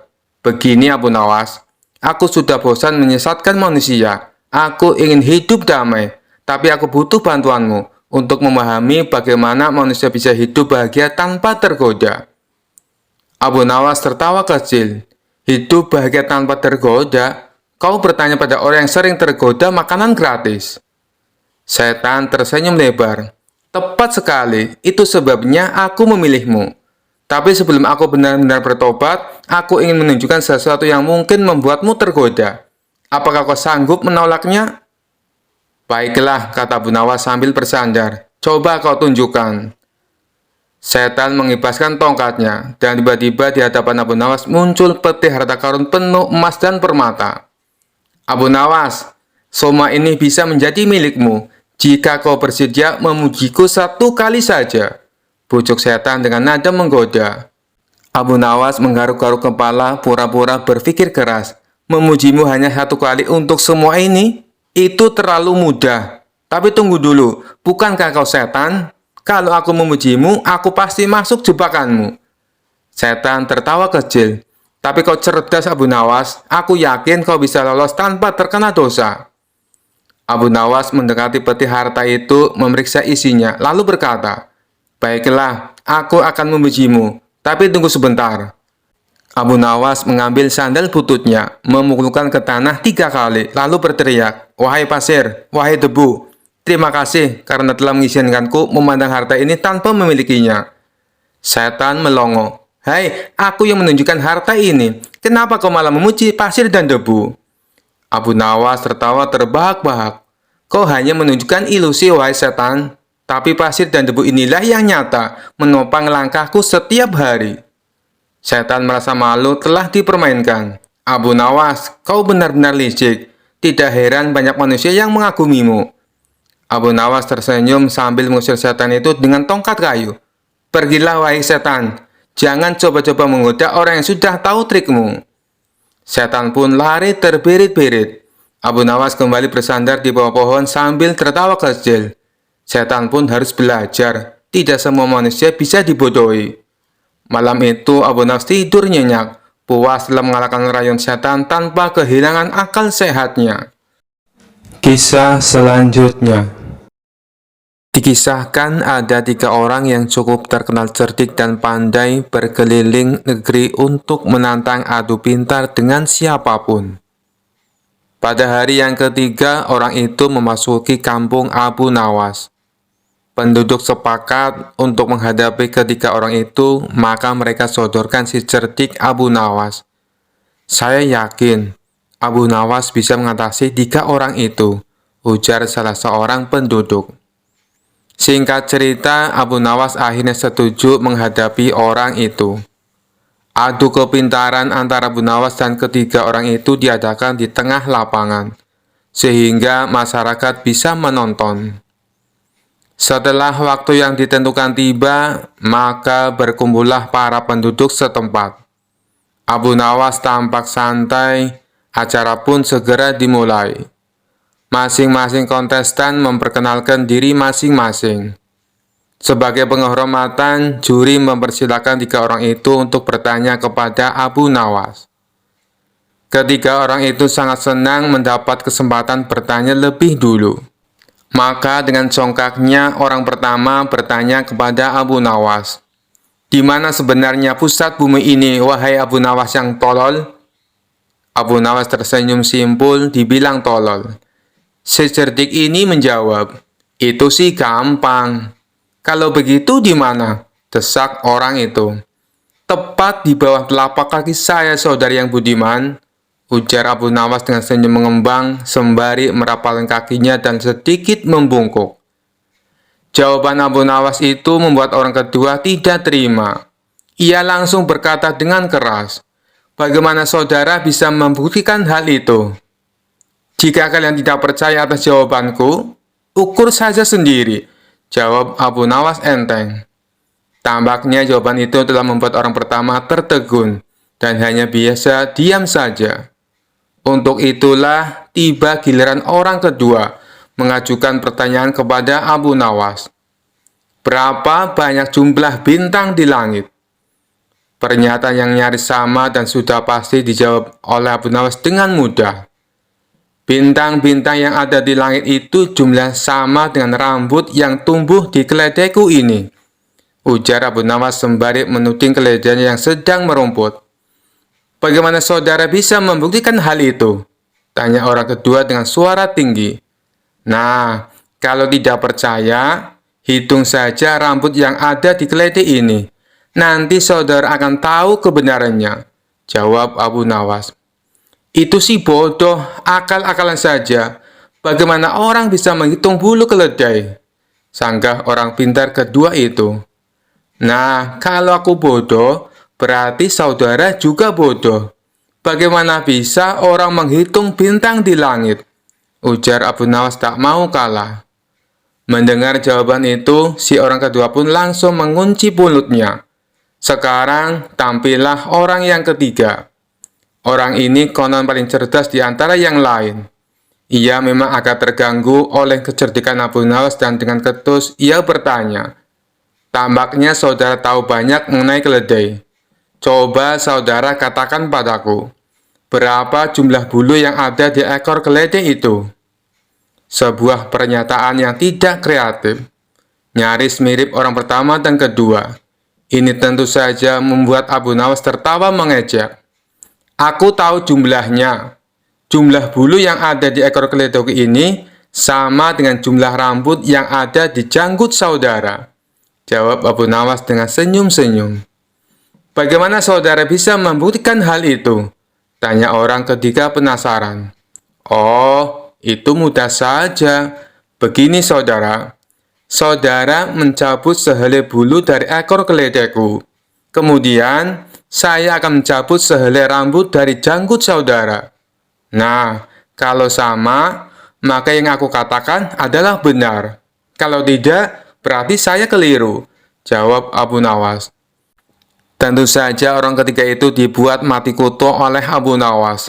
Bisa dibayangkan sakitnya jika rambut di janggut itu dicabut satu persatu, sejumlah bulu di ekor keledai Abu Nawas. Orang ketiga tak terima dengan cara menghitung demikian.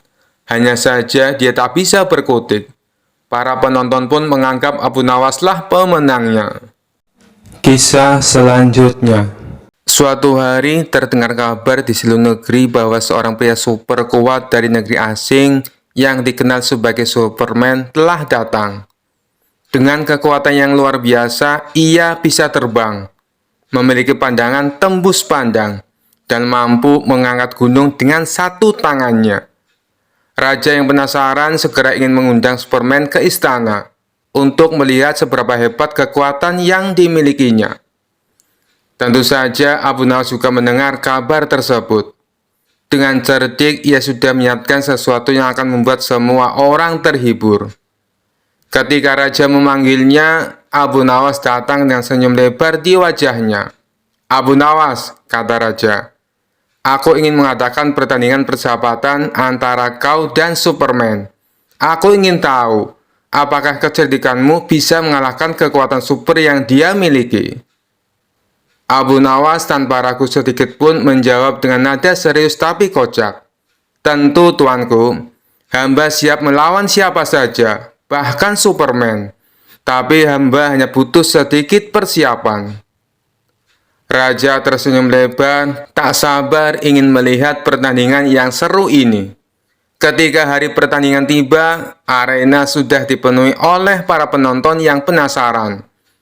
Di satu sisi, Superman berdiri dengan gagah, memakai jubah merahnya yang berkibar, dan otot-ototnya yang terlihat sangat kuat.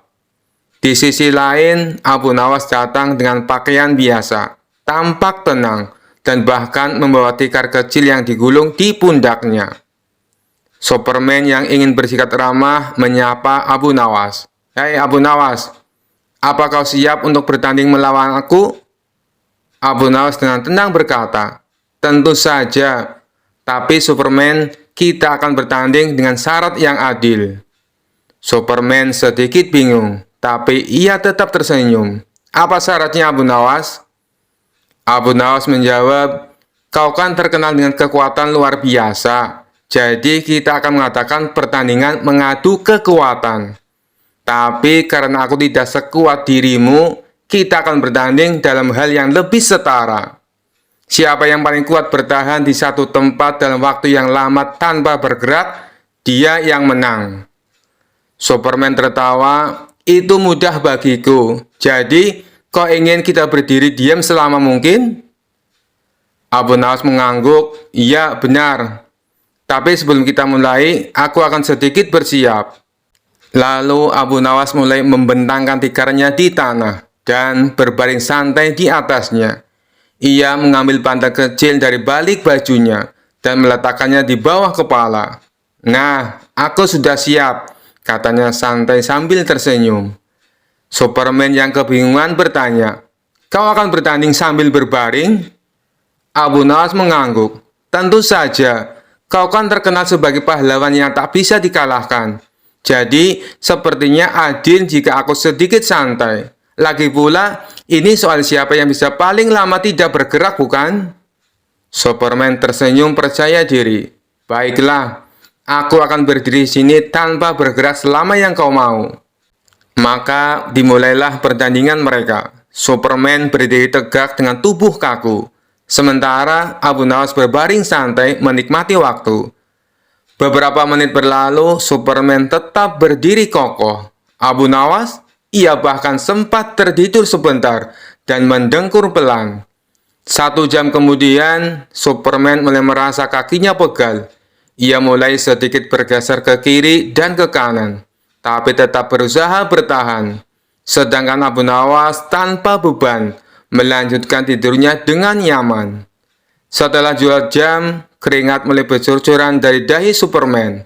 Meski dia super kuat, ternyata berdiri tanpa bergerak begitu lama membuat otot-ototnya tegang. Sementara itu, Abu Nawas bangun dari tidurnya, menguap dan berkata, wah, tidurku enak sekali. Bagaimana Superman? Kau masih kuat? Superman yang mulai kelelahan mencoba tetap berdiri, tapi akhirnya berkata, Abu Nawas, aku menyerah. Ini terlalu sulit. Kau menang. Raja yang menyaksikan semua itu tertawa terbahak-bahak. Abu Nawas, sekali lagi kau berhasil mengalahkan lawanmu dengan kecerdikanmu. Bahkan Superman pun tak bisa bertahan melawan strategimu yang unik. Abu Nawas berdiri, menggelar tikarnya dan berkata, Tuanku, kekuatan saja tidak cukup. Kadang yang terpenting adalah bagaimana kita menggunakan kecerdikan. Lagi pula, siapa yang tidak suka tidur siang? Semua orang di istana tertawa terbahak-bahak, termasuk Superman, yang akhirnya mengakui bahwa Abu Nawas memang bukan lawan sembarangan. Meski tidak memiliki kekuatan super, kecerdasan Abu Nawas adalah kekuatan terbesarnya. Dan sejak hari itu, Raja terus memuji kecerdikan Abu Nawas. Sementara Superman pun belajar bahwa tidak semua masalah bisa diatasi dengan kekuatan saja. Kisah selanjutnya. Pada suatu hari, Baginda Raja Harun al-Rasyid tersenyum sendiri, manakala mendapati ayam betinanya bertelur. Beliau memanggil pengawal, agar mengumumkan kepada rakyat bahwa kerajaan mengadakan sayembara untuk umum. Sayembara itu berupa pertanyaan yang mudah tetapi memerlukan jawaban yang tepat dan masuk akal. Barang siapa yang bisa menjawab pertanyaan itu akan mendapat imbalan yang amat menggiurkan, 1 pundi penuh uang emas. Tetapi bila tidak bisa menjawab, maka akan mendapatkan hukuman, undian yang berisiko. Pada kondisi yang susah begini, sayembara seperti itu mengundang banyak peminat. Sayang beribu sayang, karena hukuman yang berat bila gagal menjawab, maka para peminat itu hanya bisa menelan air liur saja. Pundi-pundi uang emas itu sungguh memikat. Namun apa daya otak diragukan kecerdasannya. Mengingat beratnya hukuman yang akan dijatuhkan, maka hanya 4 orang yang nekat mengikuti sayembara itu. Abu Nawas yang mendengar sayembara raja langsung mendaftar. Dia menjadi salah satu dari 4 orang itu. Aturan main sayembara itu ada 2. Pertama, jawaban harus masuk akal. Kedua, peserta harus mampu menjawab sanggahan dari Baginda Raja sendiri. Pada hari yang telah ditetapkan, para peserta sudah siap di depan panggung. Penonton pun berjubel. Mereka ingin menyaksikan siapa yang beruntung akan mendapatkan pundi-pundi uang emas itu. Baginda Raja duduk di atas panggung. Beliau memanggil peserta pertama. Peserta pertama maju dengan tubuh gemetar. Baginda bertanya, "Manakah yang lebih dahulu, telur atau ayam?" "Telur," jawab peserta pertama. "Apa alasannya?" tanya Baginda Raja. "Bila ayam lebih dahulu, itu tidak mungkin, karena ayam berasal dari telur," kata peserta pertama menjelaskan. "Kalau begitu, siapa yang mengerami telur itu?" sanggah Baginda Raja. Peserta pertama pucat pasi, wajahnya mendadak berubah putih seperti kertas. Ia tidak bisa menjawab. Tanpa ampun, ia dimasukkan ke dalam penjara. Kemudian peserta kedua maju dan berkata, "Paduka yang mulia, sebenarnya telur dan ayam tercipta dalam waktu yang bersamaan." "Bagaimana bisa bersamaan?" tanya Baginda Raja. "Bila ayam lebih dahulu, itu tidak mungkin, karena ayam berasal dari telur. Bila telur lebih dahulu, itu juga tidak mungkin, karena telur tidak bisa menetas tanpa diirami," kata peserta kedua dengan mantap. "Bukankah ayam betina bisa bertelur tanpa ayam jantan?" sanggah Baginda memojokkan. Peserta kedua bingung, ia pun dijebloskan ke dalam penjara. Lalu giliran peserta ketiga, ia berkata, "Tuanku yang mulia, sebenarnya ayam tercipta lebih dahulu daripada telur. Sebutkan alasanmu," kata Baginda Raja. "Menurut hamba, yang pertama tercipta adalah ayam betina," kata peserta ketiga meyakinkan. "Lalu, bagaimana ayam betina bisa beranak pinak seperti sekarang, sedangkan ayam jantan tidak ada?" tanya Baginda Raja memancing. "Ayam betina bisa bertelur tanpa ayam jantan. Telur dierami sendiri, lalu menetas dan menurunkan anak ayam jantan. Kemudian menjadi ayam jantan dewasa dan mengawini induknya sendiri." Peserta ketiga berusaha menjelaskan. "Bagaimana bila ayam betina mati sebelum ayam jantan yang sudah dewasa sempat mengawininya?" Peserta ketiga pun tidak bisa menjawab sanggahan Baginda Raja. Ia pun dimasukkan ke penjara. Kini tiba giliran Abu Nawas. Ia berkata, "Yang pasti adalah telur dulu, baru ayam." "Coba terangkan secara logis," kata Baginda Raja ingin tahu. "Ayam bisa mengenal telur. Sebaliknya, telur tidak mengenal ayam," kata Abu Nawas singkat. Agak lama Baginda Raja merenung. Kali ini Baginda tidak menyanggah alasan Abu Nawas. Penonton pun bersorak. Abu Nawas berhak hadiah pundi-pundi uang emas itu. Kisah selanjutnya. Dikisahkan Abu Nawas mempunyai tetangga seorang tuan tanah yang kaya raya. Hampir seluruh penduduk desa bekerja di perkebunannya. Namun tuan tanah tersebut mempunyai sifat pelit dan bahil. Tak hanya itu, selain berprofesi sebagai tuan tanah, ia juga menjadi rentenir. Hal inilah yang membuat Abu Nawas resah. Selaku ulama sufi, ia ingin membuat tetangganya itu bertobat atas perbuatannya. Setelah merenung agak lama, akhirnya Abu Nawas menemukan ide yang cemerlang. Pada esok harinya, Abu Nawas menemui kawan-kawannya yang lagi tongkrongan di warung.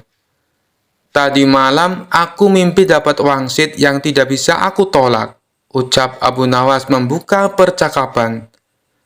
Salah satu kawan Abu Nawas bertanya, "Apa isi wangsit dalam mimpimu?" Abu Nawas menjawab, "Aku mendapatkan wangsit, apapun yang dititipkan padaku, maka akan beranak."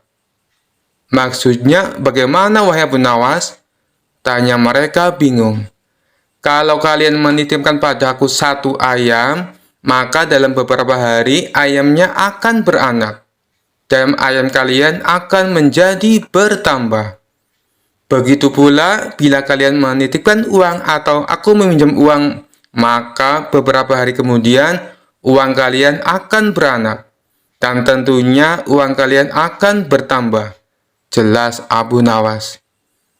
Sebagian kawannya ada yang percaya, ada juga yang tidak percaya. Jangan-jangan ini cuma akal bulus Abu Nawas untuk meminjam uang. Nanti sore aku akan meminjami 1 ekor kambing kepadamu, ucap salah satu dari mereka. Yang lain menimpali, aku akan meminjami uang 2 dinar. Silakan, silakan, dengan senang hati, balas Abu Nawas. Setelah 5 hari berlalu, ternyata benar, kambing dan uang yang dipinjamkan kepada Abu Nawas menjadi beranak. Yang meminjami 1 ekor kambing, dikembalikan Abu Nawas menjadi 3 ekor kambing. Yang meminjami uang 2 dinar, dikembalikan oleh Abu Nawas menjadi 5 dinar. Berita tentang Abu Nawas tersebut tersebar ke seluruh penduduk desa, dan sampai ke telinga tuan tanah pelit yang menjadi rentenir. Dengan ditemani beberapa pengawalnya, tuan tanah itu mendatangi rumah Abu Nawas. Wahai saudaraku Abu Nawas, adakah keperluan yang kau inginkan? Katakan saja, nanti aku bisa meminjamimu, ucap tuan tanah merayu. Maaf tuan, saat ini saya tak lagi membutuhkan apa-apa, balas Abu Nawas. Baiklah, nanti kalau kamu perlu apa-apa, datang saja padaku. Jangan sungkan-sungkan, timpal si tuan tanah dengan senyum yang ramah. Baik tuan, kapan-kapan saya akan ke rumah tuan, ucap Abu Nawas. Tuan tanah dan para pengawalnya pun pamit pulang meninggalkan rumah Abu Nawas. Pada suatu sore, Abu Nawas merasakan lapar. Ia tak mempunyai apapun di dalam rumah untuk dimakan. Kemudian, Abu Nawas mendatangi tuan rumah untuk meminjam 3 butir telur. Dengan senang hati, si tuan tanah menyambut dan meminjamkannya kepada Abu Nawas. 5 hari kemudian, Abu Nawas mengembalikan telur yang dipinjamnya. Si tuan tanah menerimanya dengan senang hati. Di saat ia membuka bungkusan yang dibawa oleh Abu Nawas, jumlah telurnya bertambah menjadi 5. Kok telurnya ada 5? Tanya tuan tanah pura-pura tidak tahu sembari tersenyum. Tidakkah tuan mendengar kabar? Apapun yang saya pinjam pasti beranak, ujar Abu Nawas. Si tuan tanah pun tersenyum bahagia. Ia lalu menawarkan pinjaman-pinjaman lain kepada Abu Nawas. Namun Abu Nawas menolaknya dengan alasan sedang tidak butuh. Hingga pada suatu hari, Abu Nawas kembali mendatangi tuan tanah yang kaya raya itu. Ada perlu apa wahai saudaraku Abu Nawas? Tanya si tuan tanah. Saya ingin meminjam uang 1000 dinar, jawab Abu Nawas. Jumlah uang yang terbilang cukup banyak. Dengan uang segitu bisa untuk menggaji seluruh karyawan tuan tanah selama sebulan. Tuan tanah kaya raya itu segera membuka berangkas uangnya dan meminjamkan uang sejumlah 1000 dinar kepada Abu Nawas. Ini uangnya wahai saudaraku, silakan dibawa pulang, ucap tuan tanah sambil memberikan uangnya kepada Abu Nawas. Abu Nawas pun pulang dengan membawa uang 1000 dinar. Sementara tuan tanah yang belit itu berhayal, tidak lama lagi uangku akan bertambah banyak, ucapnya dalam hati kegirangan. Hari berganti hari, si tuan tanah merasa tidak sabar menunggu kedatangan Abu Nawas. 5 hari berlalu, Abu Nawas masih belum juga datang. Tak terasa sudah berjalan 1 bulan, dan Abu Nawas tak kunjung datang ke rumahnya. Karena tidak sabar, si tuan tanah mendatangi Abu Nawas dengan didampingi pengawalnya.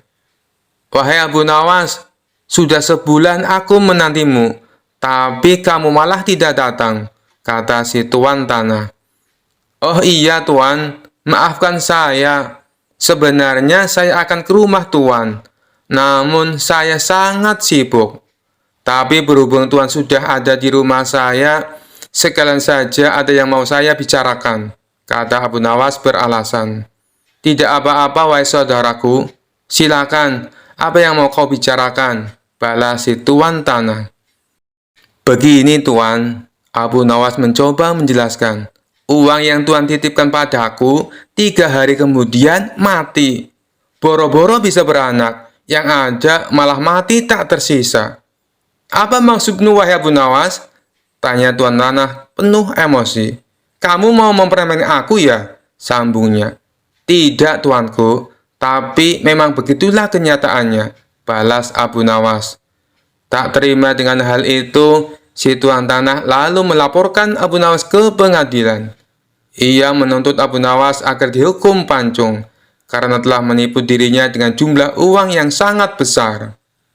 Saat keduanya dihadapkan kepada hakim, si tuan tanah berkata, "Wahai hakim yang mulia, Abu Nawas telah menipuku.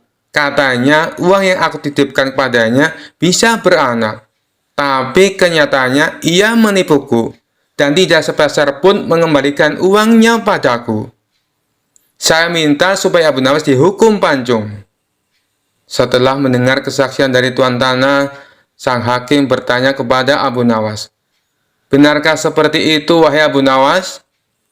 Abu Nawas pun menjawab, "Wahai hakim yang mulia, saya sama sekali tidak menipu dia." "Lalu, kenapa kamu tidak mengembalikan uangnya?" tanya hakim.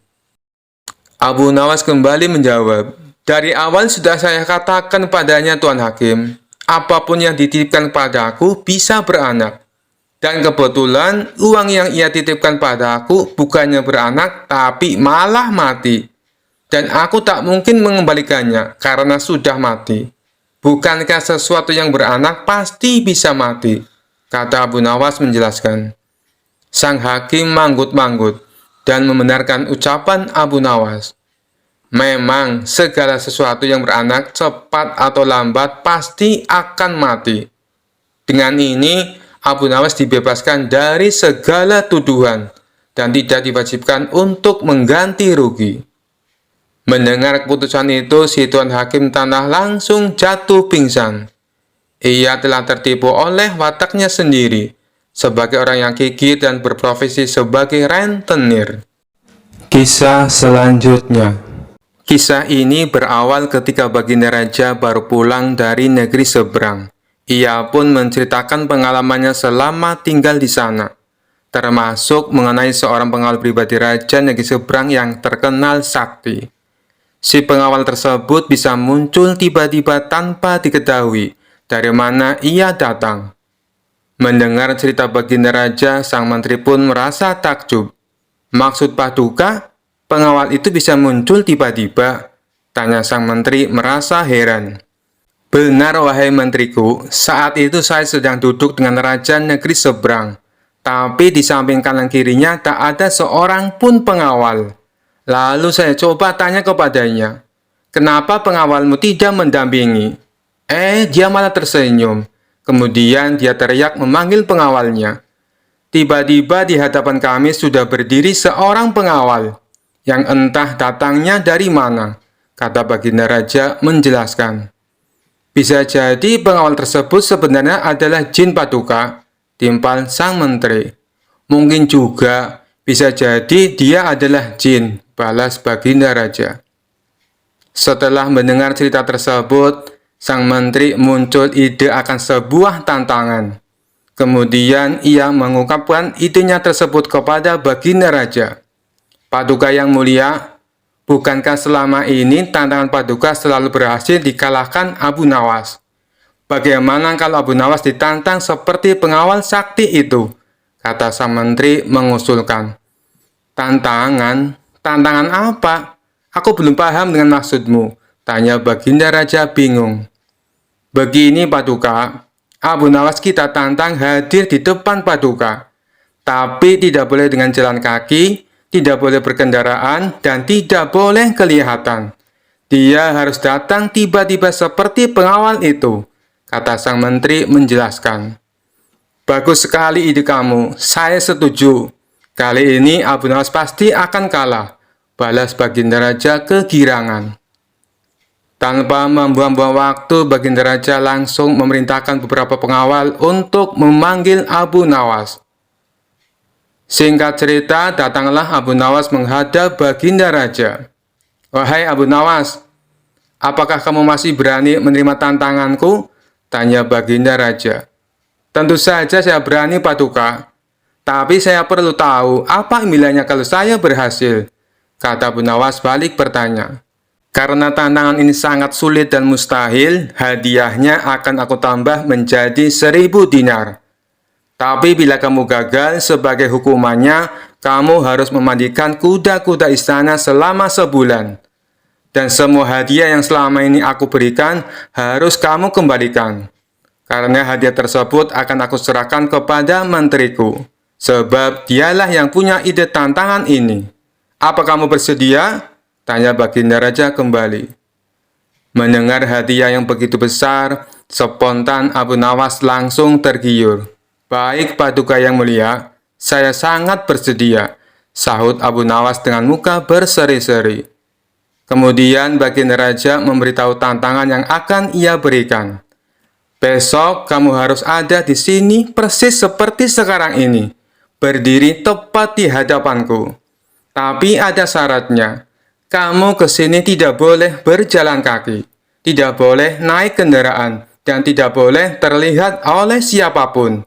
Pokoknya tahu-tahu kamu sudah ada di sini," jelas Baginda Raja. Seketika jantung Abu Nawas langsung berdebar kencang mendengar tantangan tersebut. "Ini tantangan yang mustahil. Mana mungkin aku bisa melakukannya?" pikir Abu Nawas. Di tengah kebingungan Abu Nawas, Baginda Raja kembali berkata, "Kalau kamu membatalkan tantangan ini, itu saja kamu mengaku kalah. Dan itu berarti kamu harus menjalani hukuman dan menyerahkan semua hadiahmu kepada menteriku." Sementara sang menteri merasa puas dengan ide tantangan yang dimilikinya. "Mampus kau Abu Nawas, kau akan menderita selama sebulan," ucap sang menteri dalam hati. Nasi sudah menjadi bubur, Abu Nawas tak mungkin membatalkan tantangan tersebut. Ia pun lalu mohon diri kepada Baginda Raja untuk pamit pulang ke rumahnya. Setibanya di rumah, Abu Nawas duduk di teras rumah sambil memutar otaknya. Ia terus memikirkan cara agar terlepas dari hukuman. Namun sampai waktu menjelang sore, ia tak juga menemukan solusinya. Hampir saja Abu Nawas dibuat stres karena akan cerdiknya menemukan jalan buntu. Saat ia tengah termenung, salah seorang tetangganya lewat di depan rumah Abu Nawas dengan memanggul karung yang besar. Iseng-iseng Abu Nawas bertanya kepadanya, "Wahai kawan, apa yang kau bawa itu?" Tetangganya menjawab, "Kambing Abu Nawas." "Kambing? Kenapa tidak dituntun saja? Itu akan meringankan pekerjaanmu," kata Abu Nawas menyarankan. "Saya sengaja Abu Nawas, biar orang-orang tidak tahu," balas tetangganya. Dari situlah akhirnya Abu Nawas menemukan solusi atas tantangan Baginda Raja. Kemudian Abu Nawas pergi menemui menteri yang punya ide tantangan tersebut. "Tuan Menteri, sepertinya besok saya akan dihukum. Tapi bolehkah saya minta tolong?" pinta Abu Nawas. "Minta tolong apa?" tanya sang menteri. "Besok ambillah karung yang ada di rumahku dan bawalah ke hadapan Baginda Raja," ucap Abu Nawas. "Apa isi karung itu?" tanya sang menteri kembali. "Isinya semua hadiah dari Baginda Raja. Selama ini aku kumpulkan di dalam karung tersebut. Bukankah nantinya juga akan jadi milikmu?" ujar Abu Nawas. "Oh, baiklah Abu Nawas, saya siap," balas sang menteri. Esok paginya sang menteri menuju rumah Abu Nawas. Sesampainya di sana, ia hanya menjumpai istrinya. "Mana Abu Nawas?" tanya sang menteri. "Abu Nawas sudah berangkat ke istana," jawab istri Abu Nawas. Kemudian istri Abu Nawas menunjukkan karung yang akan dibawa oleh Tuan Menteri. Dengan hati gembira, sang menteri memanggulkan tersebut sampai ke istana. Meskipun terik matahari sangat panas tak membuat sang menteri merasa letih, karena rasa letihnya terobati dengan hadiah yang akan ia dapatkan. Setelah sang menteri tiba di istana, ia pun segera menghadap Baginda Raja. "Apa yang kau bawa itu? Dan mana Abu Nawas?" tanya Baginda Raja. "Bukannya Abu Nawas sudah ke sini?" kata istrinya. "Ia sudah berangkat dari pagi, Paduka. Dan karung ini adalah semua hadiah yang Abu Nawas kumpulkan," jawab sang menteri. "Mana? Sampai saat ini Abu Nawas belum kelihatan." "Ya, sudahlah, kita tunggu saja. Sekarang buka ikatan tali karung itu. Aku ingin melihat isinya." Sang menteri pun langsung membuka ikatan tali karung tersebut. Ketika karung itu terbuka, tiba-tiba muncul Abu Nawas dari dalam karung. "Hamba sudah di sini, Paduka, seperti yang Paduka inginkan. Tidak berjalan kaki, tidak berkendaraan, dan tidak diketahui oleh siapapun," ucap Abu Nawas. Sontak Baginda Raja dan sang menteri terkejut dibuatnya. Baginda Raja pun langsung tertawa terpinggal-pinggal dengan tingkah Abu Nawas ini. "Kamu memang cerdik, Abu Nawas," puji Baginda Raja sambil terus tertawa. Sementara sang menteri yang punya ide tantangan ini malah mendapatkan sial. Ia bukan hanya gagal mendapatkan hadiah, tapi tanpa ia sadari, ia malah membantu Abu Nawas dalam menjalankan tantangannya. Kisah selanjutnya. Dikisahkan suatu ketika di kota tempat tinggal Abu Nawas dihebohkan adanya tabib baru yang mengaku sakti. Dia sesumbar bisa mengobati penyakit apa saja. Walhasil rumahnya didatangi ratusan pasien. Padahal tabib tersebut hanyalah seorang penipu. Ia menggunakan keahlian sulapnya untuk menipu warga. Hal inilah yang membuat warga makin percaya pada kesaktian palsu sang tabib tersebut. Ada juga pasien yang tidak kunjung sembuh. Namun karena rayon manis sang tabib palsu, ia selalu menuruti perkataannya agar kembali berobat. Sampai pada suatu ketika Abu Nawas jatuh sakit yang tidak kunjung sembuh. Atas saran sang istri, Abu Nawas disuruh berobat ke tabib tersebut. Kala itu Abu Nawas belum tahu kalau sang tabib tersebut adalah seorang penipu. Ia pun menuruti saran sang istri. Namun sudah 3 kali berobat, sakit Abu Nawas tidak kunjung sembuh. Padahal sekali berobat bayarnya 100 dinar. Dan Abu Nawas sudah menghabiskan 300 dinar, tanpa ada sedikit pun tanda-tanda kesembuhan pada dirinya. Akibatnya Abu Nawas mulai curiga jangan-jangan tabib itu seorang penipu. Seiring berjalannya waktu, Abu Nawas pun sudah sehat seperti sedia kala. Lalu terbesit dalam benaknya untuk mengerjai tabib palsu tersebut. "Aku harus mendapatkan 300 dinarku. Tapi bagaimana caranya ya?" tanya Abu Nawas dalam hati. Setelah lama berpikir, akhirnya Abu Nawas menemukan ide cemerlang. Keesok harinya, dia membuka praktek pengobatan di depan rumahnya. Lengkap dipasang papan yang bertuliskan, "Sembuh bayar 100 dinar, kalau tidak sembuh, uang kembali 1000 dinar. Para pasien yang rencananya berobat ke tabib palsu mendadak memilih datang ke rumah Abu Nawas.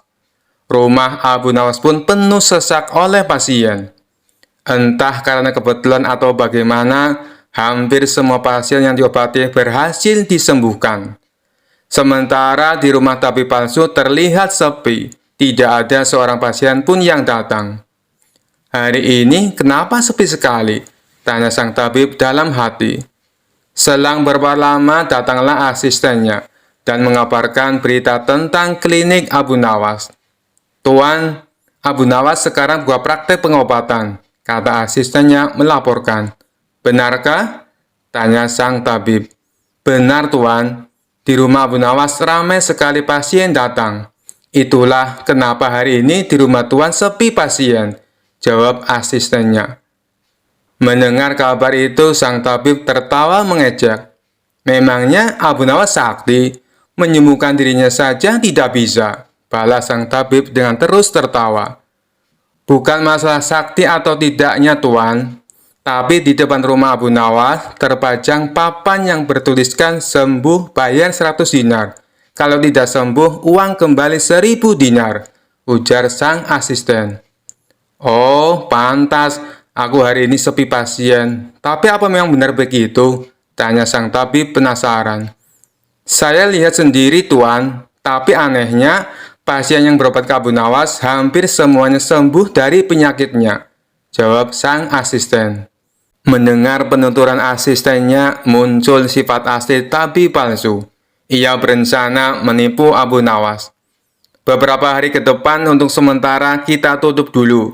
Biarlah Abu Nawas yang membuka praktek pengobatan, ucap sang tabib kepada asistennya. Memangnya kenapa Tuan? Tanya asistennya penasaran. Aku punya rencana untuk menipu Abu Nawas. Aku pasti akan mendapatkan 1000 dinar. Jawab tabib palsu itu. Tapi bagaimana caranya? Tanya sang asisten bertambah penasaran. Begini, aku akan berobat ke tempat Abu Nawas. Aku akan berpura-pura sakit pada indera perasa lidahku. Kalau ditanya sembuh atau tidak, tentu saja aku akan mengatakan tidak. Karena yang tahu sembuh atau tidaknya kan hanya aku, paparnya. Dengan begitu, aku bisa dapat dengan mudah mendapatkan 1000 dinar, kata sang tabib menjelaskan. Singkat cerita, datanglah tabib palsu itu ke rumah Abu Nawas. Hai Abu Nawas, aku ingin berobat kepadamu, kata sang tabib. Bukankah kau seorang tabib? Kenapa malah berobat kemari? Tanya Abu Nawas. Iya benar, tapi di tempatku tidak ada obatnya, makanya aku datang ke sini, jawab sang tabib. Memangnya kamu sakit apa? Tanya Abu Nawas lagi. Begini Abu Nawas, entah kenapa lidahku mati rasa. Aku tidak bisa merasakan apa-apa, kata sang tabib berpura-pura mengeluh. Tapi Abu Nawas menangkap firasat kurang baik. Ia yakin kalau tabib palsu itu hendak menipunya. Aku tidak akan tertipu untuk yang kedua kalinya.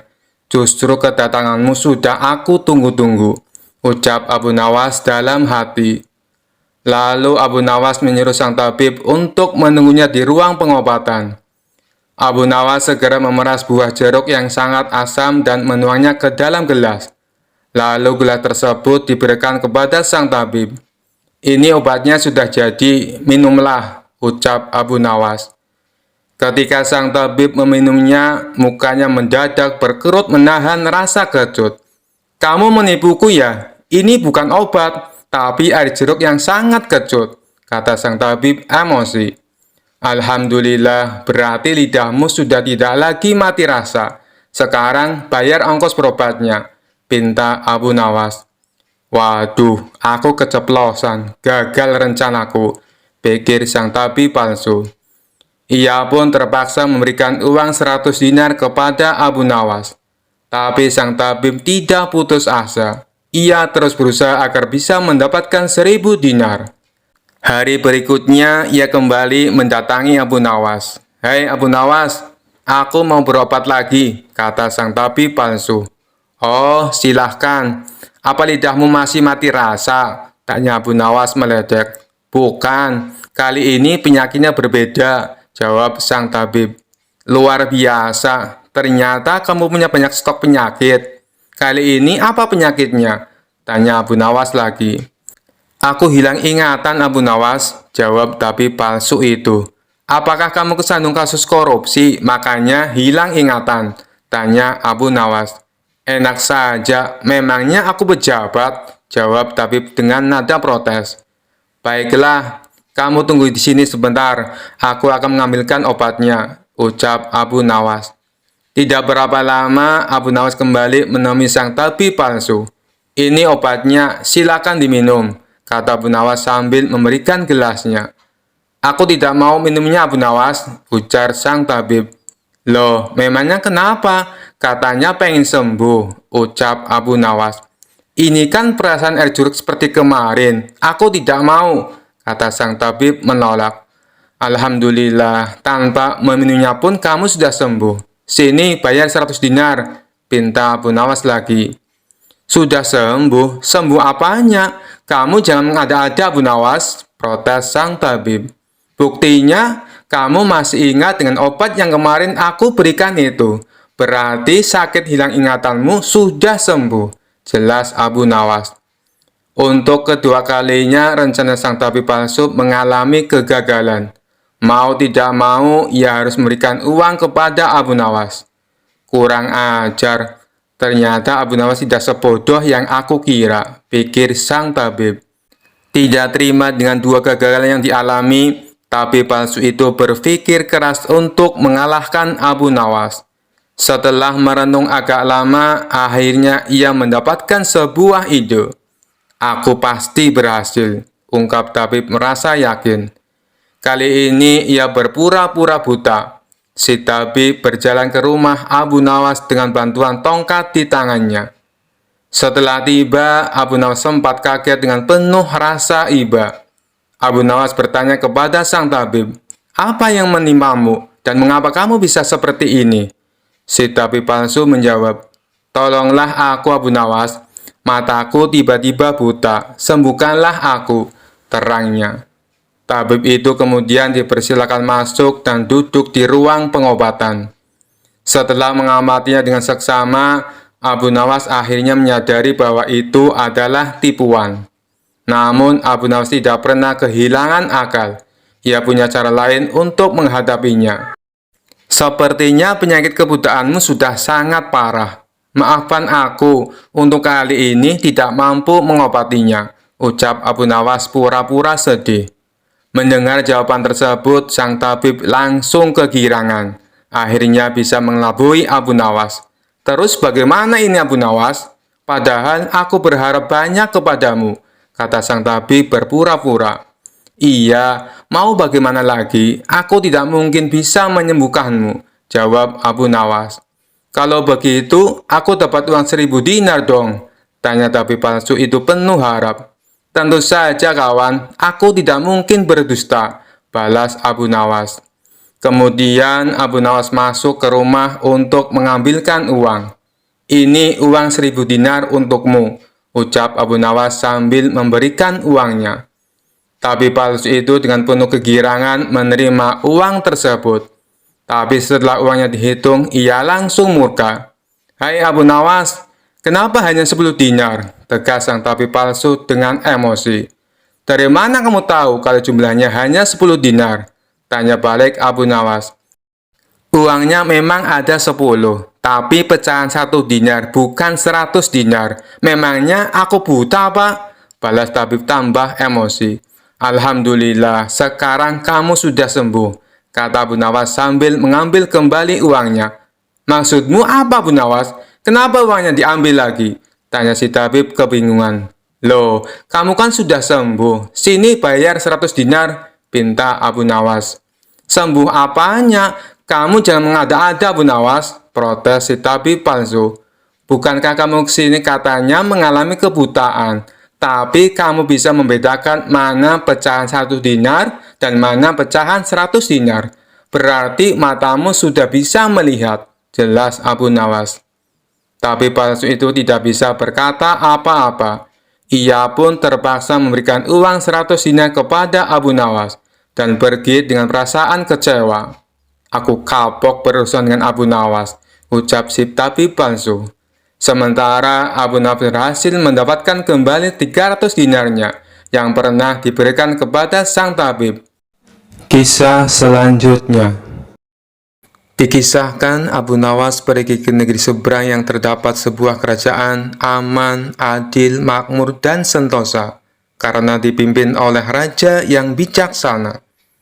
Sang raja sudah memimpin sejak usia muda hingga sekarang. Di masa tua belum pernah digantikan oleh siapapun. Dan rakyatnya tidak pernah keberatan karena raja memerintah dengan adil. Suatu hari raja merasa jenuh. Dia ingin istirahat menjadi raja selama setahun. Namun uniknya tidak menyerahkan posisi raja kepada anak keturunannya, tetapi malah mengadakan sayembara untuk mencari sosok yang pantas menjadi raja. Disebarlah pengumuman ke seluruh negeri. Siapapun boleh menjadi raja, mulai rakyat jelata sampai kaum bangsawan. Tetapi ada 2 syarat yang harus dijalani. Syarat pertama, dia akan dijadikan raja selama setahun. Syarat kedua, setelah menjadi raja selama setahun, maka harus diasingkan di sebuah hutan belantara yang dihuni ribuan hewan buas. Syarat pertama tentu saja bukan masalah besar, justru merupakan suatu keberuntungan. Namun syarat kedua membuat orang-orang yang berhasrat menjadi raja akan berpikir dua kali. Karena semua orang tahu seperti apa hutan belantara yang penuh dengan binatang buas. Karena itulah sayembara tersebut belum ada yang berani mengajukan diri menjadi seorang raja. Akhirnya datang seorang pemuda yang menyatakan kesanggupannya menjadi raja dan menerima dua syarat tersebut. Pemuda ini sebenarnya adalah pemuda biasa yang ingin merasakan bagaimana nikmatnya menjadi raja, karena selama ini ia hidup pas-pasan. Diangkatlah dia menjadi raja, dan mulai saat itu mendapat pelayanan layaknya seorang raja. Harta berlimpah, wanita cantik, makan dan minuman enak, serta fasilitas istimewa lainnya. Tapi sayang, ternyata ketakutannya akan kematian membuatnya tidak bisa menikmati semua itu. 3 bulan pertama, dia mulai gelisah, karena umurnya tinggal 9 bulan lagi. 3 bulan kedua, ia makin tidak tenang makan, tidur pun tidak nyenyak. 3 bulan ketiga, dia mulai menyesali keputusannya menjadi raja. 3 bulan terakhir, si pemuda makin stres berat, karena hidupnya tinggal beberapa bulan lagi, dan kesenangan yang dicari selama ini tidak bisa dirasakan. Ketika masa jabatan sebagai raja sudah berakhir, lalu dibuanglah dia ke hutan belantara. Tidak butuh waktu lama, terdengar kabar ke seluruh negeri jika pemuda itu tewas dimakan binatang buas. Adanya peristiwa tersebut membuat orang-orang kian enggan melamar menjadi raja. Tapi ternyata masih saja ada pemuda lain yang ingin melamar menjadi raja. Diangkatlah pemuda kedua ini menjadi seorang raja. 3 bulan pertama menjadi raja, ia puas-puaskan berpesta, karena sadar hidupnya tidak akan lama lagi. 3 bulan kedua dan berikutnya, hari-harinya ia habiskan dengan foya-foya dan pesta pora. Bulan berganti bulan, pestanya makin gila-gilaan. Ia sudah tidak peduli lagi pada apapun. Dia hanya ingin bersenang-senang sebelum mati setelah jabatannya sebagai raja berakhir. Lalu dibuanglah dia ke hutan belantara. Tidak berapa lama terdengar kabar bahwa si pemuda kedua tewas diterkam singa. Tubuhnya dicabik-cabik dan jadi rebutan para singa. Peristiwa ini membuat banyak orang melupakan mimpi menjadi seorang raja. Mereka masih penasaran apakah masih ada orang yang cukup bodoh untuk melamar menjadi raja. Suatu hari Abu Nawas mampir ke negeri tersebut dengan tujuan menemui sahabat lamanya yang kebetulan merupakan penduduk di sana. Sesampainya di negeri itu, dengan penuh kehangatan Abu Nawas disambut temannya. Mereka berdua saling melepas kangen satu sama lainnya. Di sela-sela obrolannya, Abu Nawas merasa iba dengan kondisi sahabatnya itu.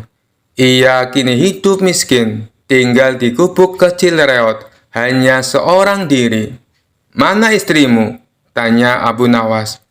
"Semenjak aku jatuh miskin, ia pergi meninggalkanku," jawab sahabat.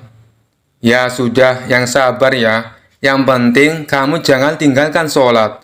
Jangan lupa berdoa kepada Allah, agar Allah membukakan pintu rezeki untukmu," tutur Abu Nawas. "Alhamdulillah, aku tidak pernah tinggalkan sholat. Bahkan aku sekarang rajin berpuasa sunnah," balas sahabatnya. "Oh iya, ngomong-ngomong, mana nih makanannya? Dari tadi kenapa belum keluar?" celetuk Abu Nawas. "Maaf Abu Nawas, aku sudah tidak punya apa-apa. Aku sendiri kadang sehari makan, kadang tidak," ujar sahabatnya.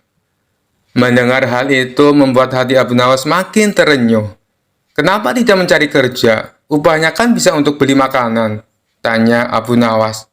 "Setiap hari aku keluar untuk cari pekerjaan, tapi belum juga dapat. Mungkin belum rezekiku," jawab sang sahabat. "Kalau mau nekat sih sebenarnya aku bisa. Bahkan aku bisa menjadi raja dan kaya raya. Tapi itu hanya sementara. Setelah itu, aku mati diterkam binatang buas di hutan belantara. Kata sahabatnya melanjutkan. Maksudmu bagaimana? Tanya Abu Nawas heran. Kemudian sahabatnya itu memberitahu tentang sayembara yang diadakan rajanya. Mendengar sayembara tersebut, Abu Nawas terdiam sejenak. Tiba-tiba terlintas di benak Abu Nawas sebuah ide yang cemerlang. Kamu ingin hidup kaya? Aku akan membantumu. Sekarang juga antaran aku ke hadapan rajamu. Aku mau mendaftar menjadi raja. Ucap Abu Nawas. Kamu gila ya? Jangan Abu Nawas, itu sama saja bunuh diri. Cegah sahabatnya. Sudahlah, turuti saja perkataanku. Timpal Abu Nawas. Maka diantaralah Abu Nawas ke istana untuk menemui sang raja. Ada perlu apa kalian datang kemari? Tanya sang raja. Maaf Tuan Raja, hamba Abu Nawas dari negeri seberang ingin mendaftar menjadi raja. Itu pun kalau Tuan Raja mengizinkan, ucap Abu Nawas. Oh, tentu saja boleh. Siapapun dipersilakan menjadi raja. Tapi ada dua syarat yang harus dijalani, ujar sang raja.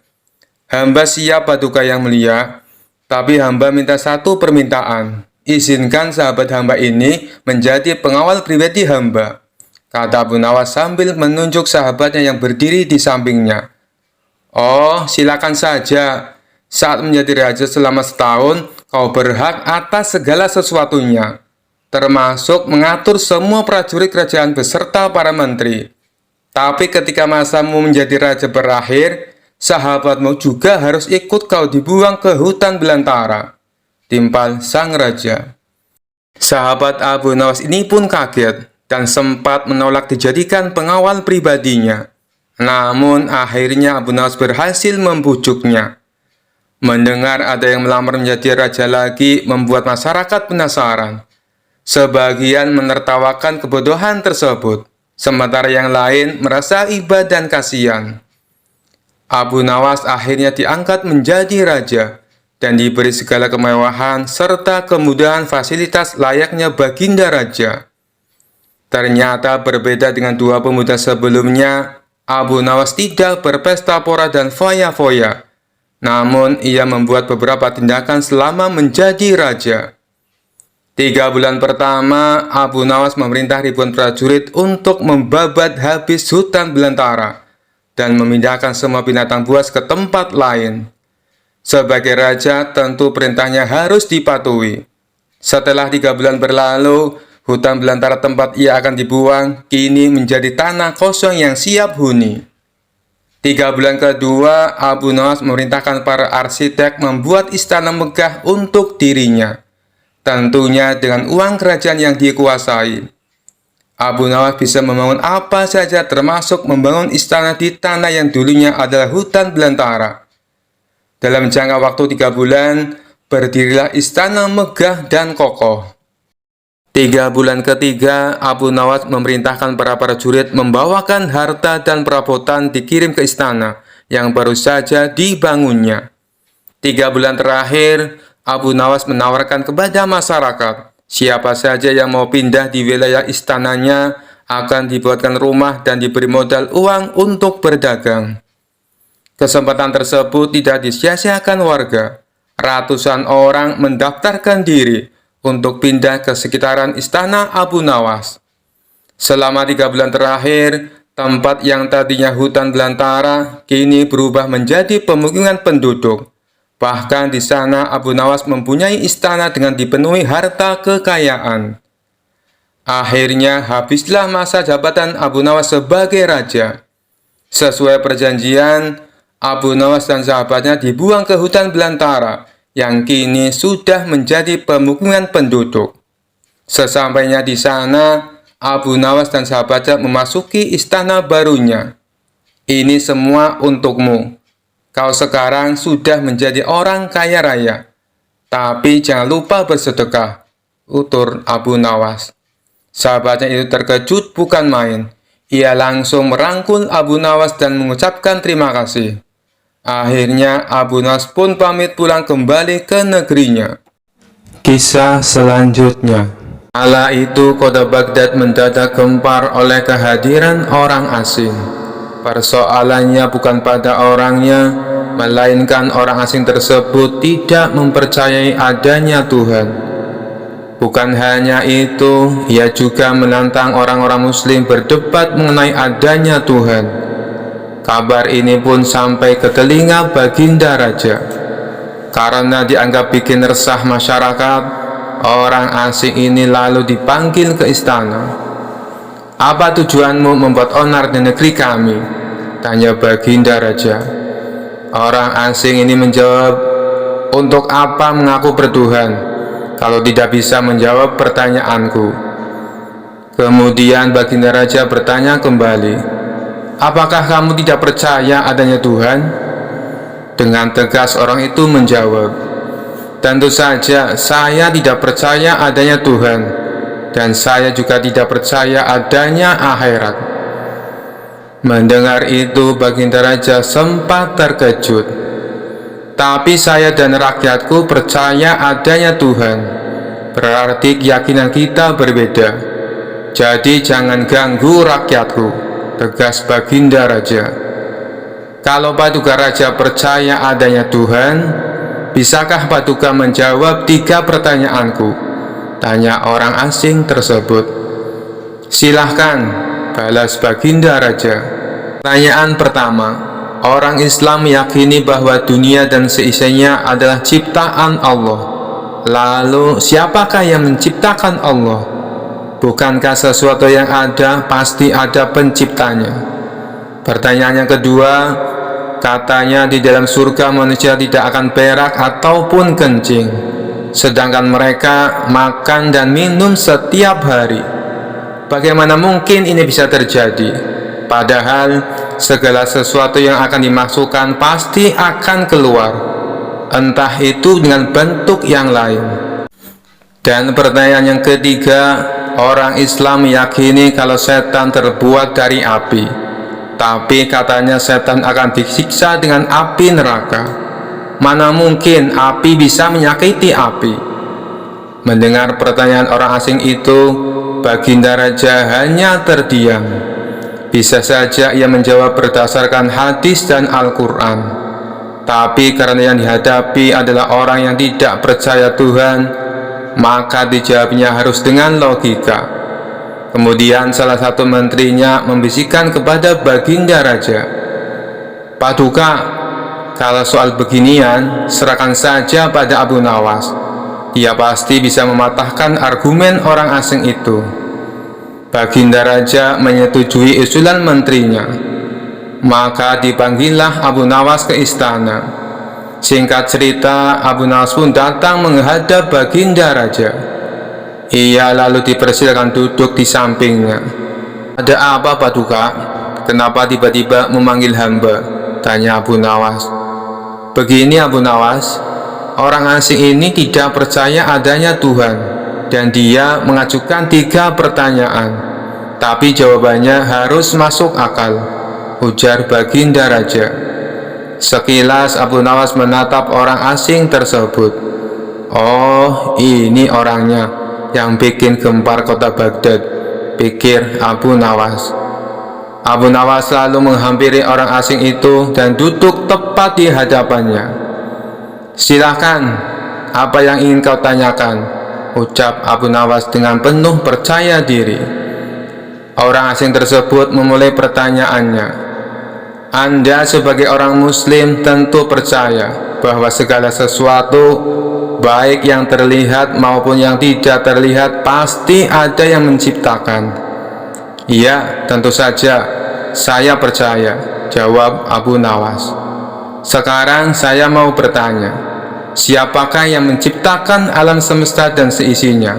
tanya orang asing itu. "Yang menciptakan alam semesta dan seisinya adalah Allah Tuhan saya," jawab Abu Nawas. "Oh, baiklah. Lalu siapakah yang menciptakan Allah?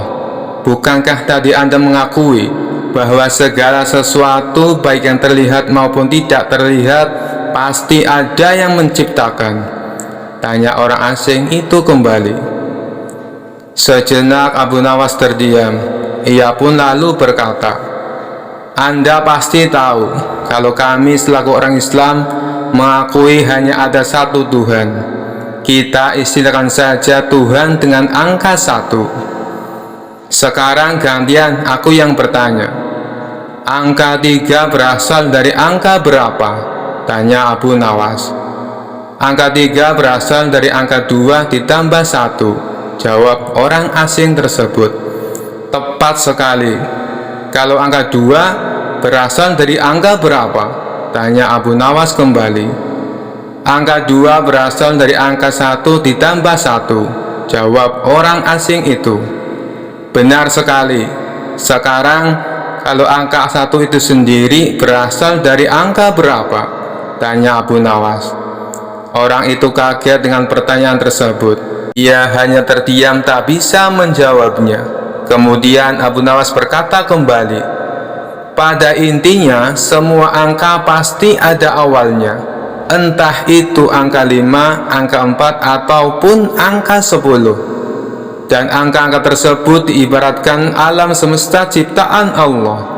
Apabila kamu bertanya siapa yang menciptakan Allah, sama halnya saya bertanya dari mana angka 1 itu ada. Kamu pasti tidak akan bisa menjawabnya," jelas Abu Nawas. Orang itu pun langsung terdiam merenungi kata-kata Abu Nawas. "Untuk jawabanmu atas pertanyaanku yang pertama masuk akal juga. Sekarang pertanyaan yang kedua. Kalian sebagai muslim pasti meyakini kelak hidup di surga tidak akan berak dan kencing.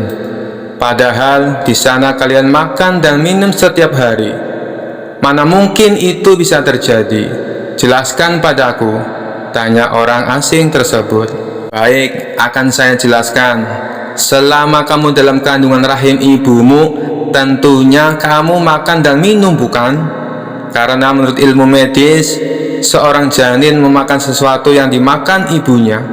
Lalu ketika kamu dalam kandungan ibumu selama 9 bulan, apakah kamu pernah berak ataupun kencing?" Untuk kedua kalinya pertanyaan orang asing itu bisa dijawab dengan mudah oleh Abu Nawas. "Baik, jawabanmu masuk akal. Sekarang pertanyaan terakhir. Kalian sebagai muslim pasti meyakini kalau setan terbuat dari api dan neraka juga terbuat dari api. Tapi yang membuat saya heran, katanya setan akan disiksa dengan api neraka. Mana mungkin api bisa menyakiti api? Itu hal konyol yang pernah saya dengar," ujar orang asing tersebut. "Bisakah kamu menjelaskannya?" tanyanya kemudian.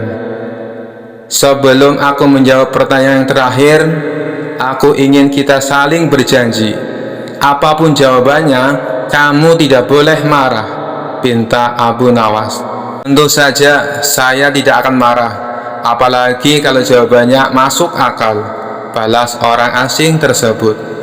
Tiba-tiba Abu Nawas menampar pipi orang asing itu dengan sangat keras.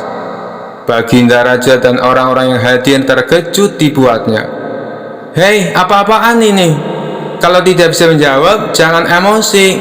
Apalagi sampai main pukul kayak gini," protes orang asing itu. "Siapa yang emosi? Itu tadi adalah jawaban saya. Apakah tadi kamu merasakan sakit?" tanya Abu Nawas. "Tentu saja saya sakit," jawab orang itu sambil memegang pipinya. "Coba kamu perhatikan tangan saya. Bukankah tangan saya terbuat dari tulang dan daging? Begitu juga dengan pipi kamu. Tapi ketika tangan saya ditamparkan ke pipi kamu, kamu langsung kesakitan. Itulah gambaran sederhana. Kalau api neraka bisa menyakiti setan, setan pasti akan merasa kesakitan, meskipun ia sama-sama terbuat dari api," kata Abu Nawas menjelaskan. Orang tersebut lalu terdiam. Ia tak bisa membantah argumen Abu Nawas. Sementara Baginda Raja dan orang-orang istana kagum atas kecerdikan Abu Nawas. Kisah selanjutnya. Pada suatu hari, Baginda Raja dan para menteri tampak sedang berkumpul di istana. Mereka membicarakan ingin kembali menguji kecerdasan Abu Nawas. Paduka yang mulia, untuk menghadapi Abu Nawas, sebaiknya kita minta bantuan seorang ulama yang ilmunya lebih tinggi dan cerdas, saran salah satu menteri. Dulu saya pernah melakukannya, tapi ternyata tebakan dari sang ulama dengan mudah dijawab oleh Abu Nawas, balas Baginda Raja. Begini Paduka, saya punya kenalan ulama dari negeri seberang. Beliau lebih cerdas dan berilmu tinggi. Saya kira dia bisa mengalahkan Abu Nawas, timpal sang menteri. Baiklah, hadapkan segera ulama itu ke istana, perintah Baginda Raja. Esok harinya sang menteri mengajak ulama tersebut datang ke istana menghadap Baginda Raja. Wahai Tuan Syekh, saya membutuhkan bantuan Anda. Apakah Anda bisa membantuku? Kata Baginda Raja. Siap Paduka yang mulia. Kiranya bantuan apakah yang bisa hamba berikan? Tanya sang ulama. Adakah kamu punya pertanyaan sulit yang jawabannya tidak mudah ditebak? Kata Baginda Raja. Oh, itu saya punya. Tebakan yang sampai saat ini belum ada yang bisa menjawabnya. Maukah Padukaku beritahu? Balas sang ulama. Ya, beritahu saya. Apa tebakannya? Sahut Baginda Raja. Apa yang lebih jahat dari setan?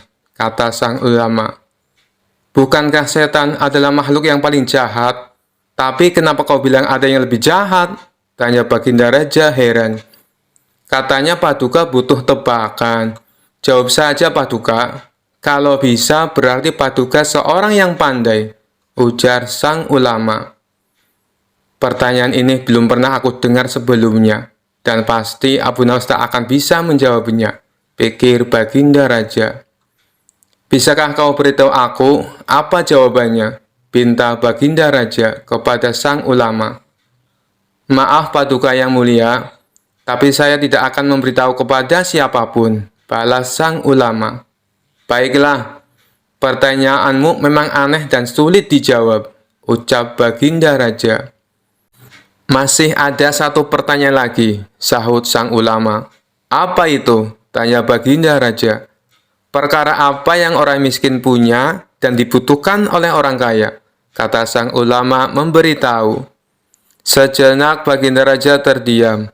Namun setelah sekian lama berpikir, ia tak kunjung menemukan jawaban. Kalau pertanyaan dibalik, tentu akan mudah dijawab. Perkara apa yang orang kaya punya dan dibutuhkan orang miskin? Tentulah jawabannya harta. Tapi ini malah sebaliknya. Ini yang membuat saya menjadi pusing, ujar Baginda Raja.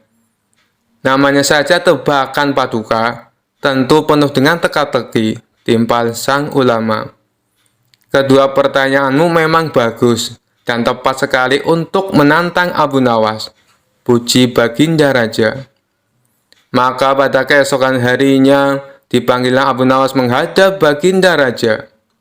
Ketika Abu Nawas tiba di istana, Baginda Raja berkata, Abu Nawas, aku punya pertanyaan untukmu. Jika kamu menjawab dengan benar, kamu akan mendapatkan hadiah. Tetapi jika kamu salah, kamu akan dihukum. Apakah kau berani menerima tantangan ini? Tanya Baginda Raja. Abu Nawas yang kali itu sedang membutuhkan uang, langsung mengiyakan tantangan tersebut. Saya siap Paduka. Apa pertanyaannya? Sahut Abu Nawas. Apa yang lebih jahat dari setan? Tanya Baginda Raja. Yang lebih jahat dari setan adalah kedengkian kita, jawab Abu Nawas. Mendengar hal itu, Baginda Raja tercengang dengan jawaban Abu Nawas. Sementara sang ulama memuji akan kecerdasan Abu Nawas. Baiklah Abu Nawas, sekarang pertanyaan kedua.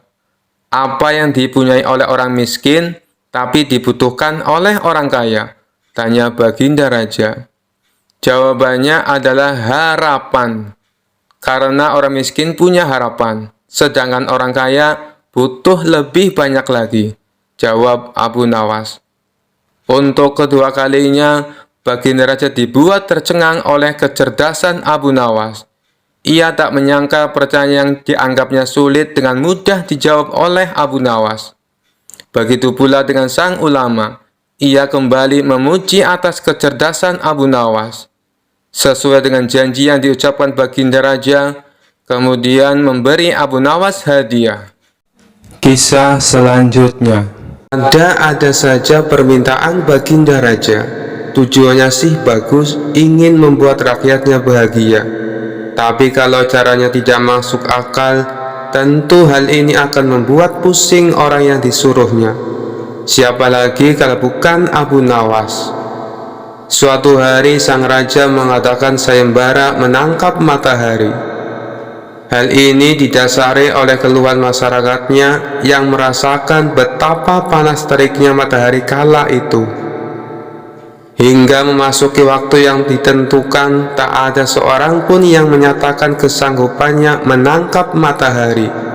Sang raja pun lalu langsung menunjuk si cerdik Abu Nawas untuk menangani hal ini. Cepat panggil Abu Nawas kemari. Ada tugas penting yang harus dia lakukan. Perintah Baginda Raja kepada beberapa pengawalnya. Singkat cerita, datanglah Abu Nawas menghadap Baginda Raja. Ampun Paduka yang mulia, ada gerangan apa Paduka memanggil hamba? Tanya Abu Nawas. Begini Abu Nawas, beberapa hari ini saya mendapatkan banyak pengaduan dari rakyatku. Jawab Baginda Raja. Kalau boleh tahu, apa pengaduan mereka Paduka yang mulia? Barangkali hamba bisa membantu Paduka, balas Abu Nawas. Akhir-akhir ini mereka mengeluh dengan panasnya terik matahari. Katanya panas kali ini tidak seperti biasanya.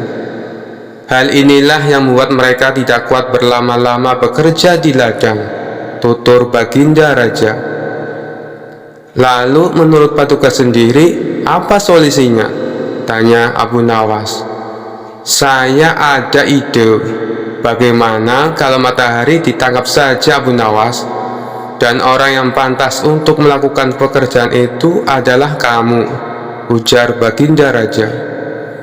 Mendengar perintah Baginda Raja, Abu Nawas langsung tertunduk lemas. Apa tidak ada cara yang lain Paduka? Misalnya mereka diliburkan dulu bekerja di ladang, kata Abu Nawas mengusulkan. Tidak bisa Abu Nawas, kalau mereka libur berladang, lalu mereka mau makan apa? Jalan satu-satunya matahari harus ditangkap, balas Baginda Raja. Abu Nawas hanya terdiam. Dalam hati ia berkata, bagaimana mungkin matahari bisa ditangkap? Pekerjaan yang mustahil dilakukan. Namun karena ini adalah titah Baginda Raja, mau tidak mau Abu Nawas harus menerimanya. Sekarang kamu pulang dulu Abu Nawas, dan besok kamu harus kembali ke sini untuk menangkap matahari. Kalau kamu tidak bisa melakukannya, kamu akan menerima hukuman, titah Baginda Raja. Tibanya di rumah, Abu Nawas terus memikirkan cara supaya ia bisa lepas dari hukuman. Ia terus memutar otaknya hingga tengah malam. Lebih baik aku sholat isya dulu, nanti aku malah ketiduran, pikir Abu Nawas. Ia pun lalu menuju kolam untuk mengambil air wudhu. Saat ia hendak mengambil air, bayangan dirinya ada dalam air tersebut. Disitulah akhirnya Abu Nawas mendapatkan ide. Aku menemukan jalan keluarnya, ucap Abu Nawas kegirangan. Esok paginya dengan wajah ceria, Abu Nawas pergi ke istana menghadap Baginda Raja. Hei Abu Nawas, apakah kamu sudah siap menangkap matahari? Tanya Baginda Raja. Saya sudah siap Paduka, tapi saya minta disediakan peralatan untuk menangkapnya, jawab Abu Nawas. Apa yang kau butuhkan? Katakan padaku, balas Baginda Raja. Saya minta ember yang berisi air dan juga kantong besar yang tidak bocor, pinta Abu Nawas. Setelah peralatan dipersiapkan, Abu Nawas mengajak salah satu menteri ke tengah lapangan. "Kamu lihatkan matahari itu?" kata Abu Nawas sambil menunjuk bayangan matahari yang berada di dalam ember berisi air. "Sekarang akan aku masukkan ke dalam kantong ini," ucap Abu Nawas sambil memasukkan air yang berada di dalam ember. Sang menteri lantas menghadap pada sang raja untuk mengkonfirmasi kebenaran pekerjaan yang sudah dilakukan oleh Abu Nawas.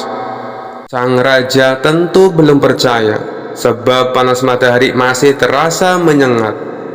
"Baiklah, sekarang perintahkan pada Abu Nawas untuk membungkus matahari itu dan bawakan kepadaku," titah baginda raja pada menteri yang menghadapnya. Abu Nawas lalu menghampiri baginda raja dengan membawa kantong berisi air. "Paduka yang mulia, mataharinya sudah aku bungkus dalam kantong ini," tutur Abu Nawas. "Hei Abu Nawas, coba kamu lihat keluar. Mataharinya masih ada, dan aku juga masih merasakan panasnya," sanggah baginda raja tak percaya. "Benar yang mulia, tapi sesungguhnya itu matahari kedua," timpal Abu Nawas. "Yang benar saja kamu, hanya ada satu matahari di dunia ini," sahut baginda raja. "Paduka raja memang benar. Jadi ketika matahari berhasil saya tangkap, dunia menjadi gelap gulita. Lalu Allah langsung menggantikannya dengan matahari yang baru," ujar Abu Nawas. Baginda raja kemudian memastikan apakah isi kantong besar tersebut berisi matahari atau bukan. Ia pun membuka kantong tersebut. Ternyata isinya hanya air. "Mana mataharinya, Abu Nawas? Kamu jangan mengerjai saya," hardik baginda raja. "Paduka, membukanya jangan di dalam ruangan, karena matahari paling tidak suka dengan ruangan tertutup. Pasti dia tidak akan menampakkan dirinya," jawab Abu Nawas beralasan. "Maksudnya bagaimana, Abu Nawas?" tanya baginda raja. "Matahari hanya mau menampakkan dirinya kalau dia melihat ada saudaranya di atas," ujar Abu Nawas. Lalu Abu Nawas mengajak baginda raja ke tengah lapangan dengan membawa kantong yang berisi air. "Nih, saya buka kantongnya baginda. Tuh kan ada mataharinya," tutur Abu Nawas sambil menunjukkan kepada baginda raja. Baginda raja hanya bisa geleng-geleng kepala dengan kecerdikan Abu Nawas. Kisah selanjutnya. Entah kenapa hari itu baginda raja merasakan jenuh. Kekayaan yang berlimpah dan kekuasaan yang dimilikinya justru membuat dirinya bosan hidup di dalam istana. Lalu salah satu penasihat istana menyarankan supaya baginda raja pergi berburu ke hutan seperti biasanya. Namun saran tersebut ditolak. Baginda raja beralasan kegiatan tersebut sudah sering dilakukannya. "Aku sudah bosan berburu ke hutan. Apakah ada saran yang lain?" tanya baginda raja. "Sebenarnya apa sih yang membuat baginda raja bosan?" tanya balik penasehat istana. "Aku bosan hidup di dalam istana. Aku jenuh dengan semua keadaan ini," jawab baginda raja. "Oh, jadi intinya paduka ingin mencari suasana yang baru. Saya ada ide, paduka yang mulia. Bagaimana kalau paduka berkemah?" usul penasehat istana. "Berkemah? Sama sekali aku tidak tertarik," balas baginda raja. "Begini paduka yang mulia, supaya kegiatan berkemah paduka itu terkesan permainan. Bukankah selama ini paduka ingin supaya Abu Nawas kalah?" ucap penasehat istana. "Ya, memang. Tapi permainan apa yang ingin kau usulkan?" tanya baginda raja. Kemudian penasehat istana memberitahu tentang jenis permainan yang akan dilombakan. "Ide kamu sangat cemerlang kali ini. Pasti dia akan kalah. Baiklah, sekarang juga panggil Abu Nawas kemari." Maka beberapa pengawal istana segera menuju rumah Abu Nawas. Singkat cerita, datanglah Abu Nawas ke istana menghadap baginda raja. "Selamat datang Abu Nawas, mari meningkatlah dan duduk bersamaku," sambut baginda raja. "Paduka sepertinya terlihat ceria. Saya ikut berbahagia, paduka," balas Abu Nawas. "Oh, tentu saja Abu Nawas. karena saya ingin menantangmu sebuah permainan. Kalau kamu menang, kamu akan saya kasih hadiah 1000 dinar. Tapi kalau kamu kalah, kamu harus memandikan semua kuda-kuda istana selama 1 bulan. Apakah kamu bersedia? Tantang Baginda Raja. Kalau boleh tahu, apa itu permainannya? Tanya Abu Nawas penasaran. Lomba berkemah, Abu Nawas. Nanti kamu dan aku membuat kemah di alun-alun. Tapi jarak kemahmu dan kemahku agak berjauhan. Siapa saja yang kemahnya didatangi tamu paling banyak, dialah pemenangnya, ucap Baginda Raja menjelaskan. Sejenak Abu Nawas terdiam. Supaya orang-orang tertarik datang ke kemahku, aku akan bercerita yang membuat orang-orang tertawa, dan aku pasti akan memenangkan permainan ini, pikir Abu Nawas dalam hati. Baiklah Paduka yang mulia, saya siap menerima tantangan Paduka, balas Abu Nawas. Bagus, nanti malam kita langsung mulai permainannya, timpal Baginda Raja. Setelah malam tiba, Abu Nawas dan Baginda Raja mulai sibuk membuat kemahnya masing-masing. Karena kemah Baginda Raja besar dan banyak hidangan, tentu saja banyak tamu yang berdatangan, mulai dari rakyat jelata sampai pejabat istana, berbondong-bondong bertamu ke kemah Baginda Raja. Sehingga di kemah Baginda Raja terlihat seperti sebuah pesta yang meriah. Semakin malam, semakin ramai orang berdatangan. Sedangkan kemah Abu Nawas yang tak jauh dari kemah Baginda Raja, tak ada satupun tamu yang datang. Bagaimana tamu mau datang, kemahnya saja kecil. Belum lagi di kemah Abu Nawas tidak ada hidangan sama sekali. Kalau begini caranya, aku bisa kalah. Mana mungkin tamu mau datang untuk mendengarkan ceritaku. Mereka tentu lebih memilih untuk menyantap hidangan di kemah Baginda Raja, pikir Abu Nawas. Rencana awal Abu Nawas menjadi gagal total. Terpaksa ia harus memutar otaknya supaya bisa memenangkan permainan ini. Dan waktu pun sudah mulai menunjukkan hampir subuh. Itu pertanda permainan akan segera berakhir. Tiba-tiba ide cemerlang muncul di benak Abu Nawas. Ia lalu mengambil korek api dan membakar kemahnya sendiri. Karena malam itu angin bertiup kencang, dengan cepat api semakin membesar. Orang-orang yang sedang berkumpul di kemah Baginda Raja terkejut melihat ada kebakaran di kemah Abu Nawas. Mereka semua langsung menuju ke sana, bermaksud untuk menolong Abu Nawas. Baginda Raja sendiri ikut mendatanginya. Ia khawatir dengan keselamatan Abu Nawas. Kemah Baginda Raja yang tadinya penuh dengan tamu, kini menjadi kosong. Karena mereka semua sedang berada di kemah Abu Nawas, termasuk Baginda Raja sendiri. Tak berapa lama, terdengar suara adzan subuh berkumandang. Alhamdulillah, teriak Abu Nawas kegirangan. Melihat hal itu, orang-orang pun menjadi heran. Kemahmu kebakaran, tapi kamu malah merasa senang, ucap Baginda Raja. Tentu saja Paduka yang mulia, karena saya memenangkan perlombaan ini, balas Abu Nawas. Maksudmu bagaimana Abu Nawas? Tanya Baginda Raja kebingungan. Lihatlah, semua tamu Paduka datang ke kemah hamba. Oh, belum tentu Abu Nawas, karena semua tamu yang datang ke rumahmu jumlahnya sama dengan tamu yang datang ke kemahku. Berarti tidak ada yang menang, juga tidak ada yang kalah, bantah Baginda Raja. Waduh, Paduka salah menghitung. Saya lebih banyak, meskipun selisihnya cuma 1 orang, yaitu Paduka Raja sendiri, ujar Abu Nawas. Untuk kesekian kalinya, Baginda Raja harus menerima kekalahan. Kamu memang cerdik, Abu Nawas, ucap Baginda Raja. Lalu salah satu kawan Abu Nawas yang kebetulan ada di situ bertanya kepadanya, Hei Abu Nawas, apa kamu tidak rugi? Kamu membakar kemahmu sendiri hanya untuk memenangkan permainan ini. Tapi dengan entengnya Abu Nawas menjawab, dengar ya kawan, harga kemahku cuma 10 dinar. Sedangkan hadiah yang akan aku dapatkan jumlahnya 1000 dinar. Kawannya itu langsung memuji kecerdikan Abu Nawas. Kisah selanjutnya. Dikisahkan ada seorang bernama Ilham Alimuddin. Dia dulunya merupakan jenderal perang yang sangat terkenal, ahli siasat perang, jago negosiasi, dan juga kaya raya. Tapi karir berperangnya terhenti setelah mengalami kelumpuhan saat memimpin perang melawan Bizantium. Tidak berselang lama, anak istrinya juga ikut terbunuh. Ia pun akhirnya memilih untuk pensiun menjadi tentara. Sang jenderal ini hidup sendirian dengan kekayaannya yang berlimpah. Meskipun sudah tua dan menderita kelumpuhan, naluri menantang orang masih melekat dalam diri sang jenderal.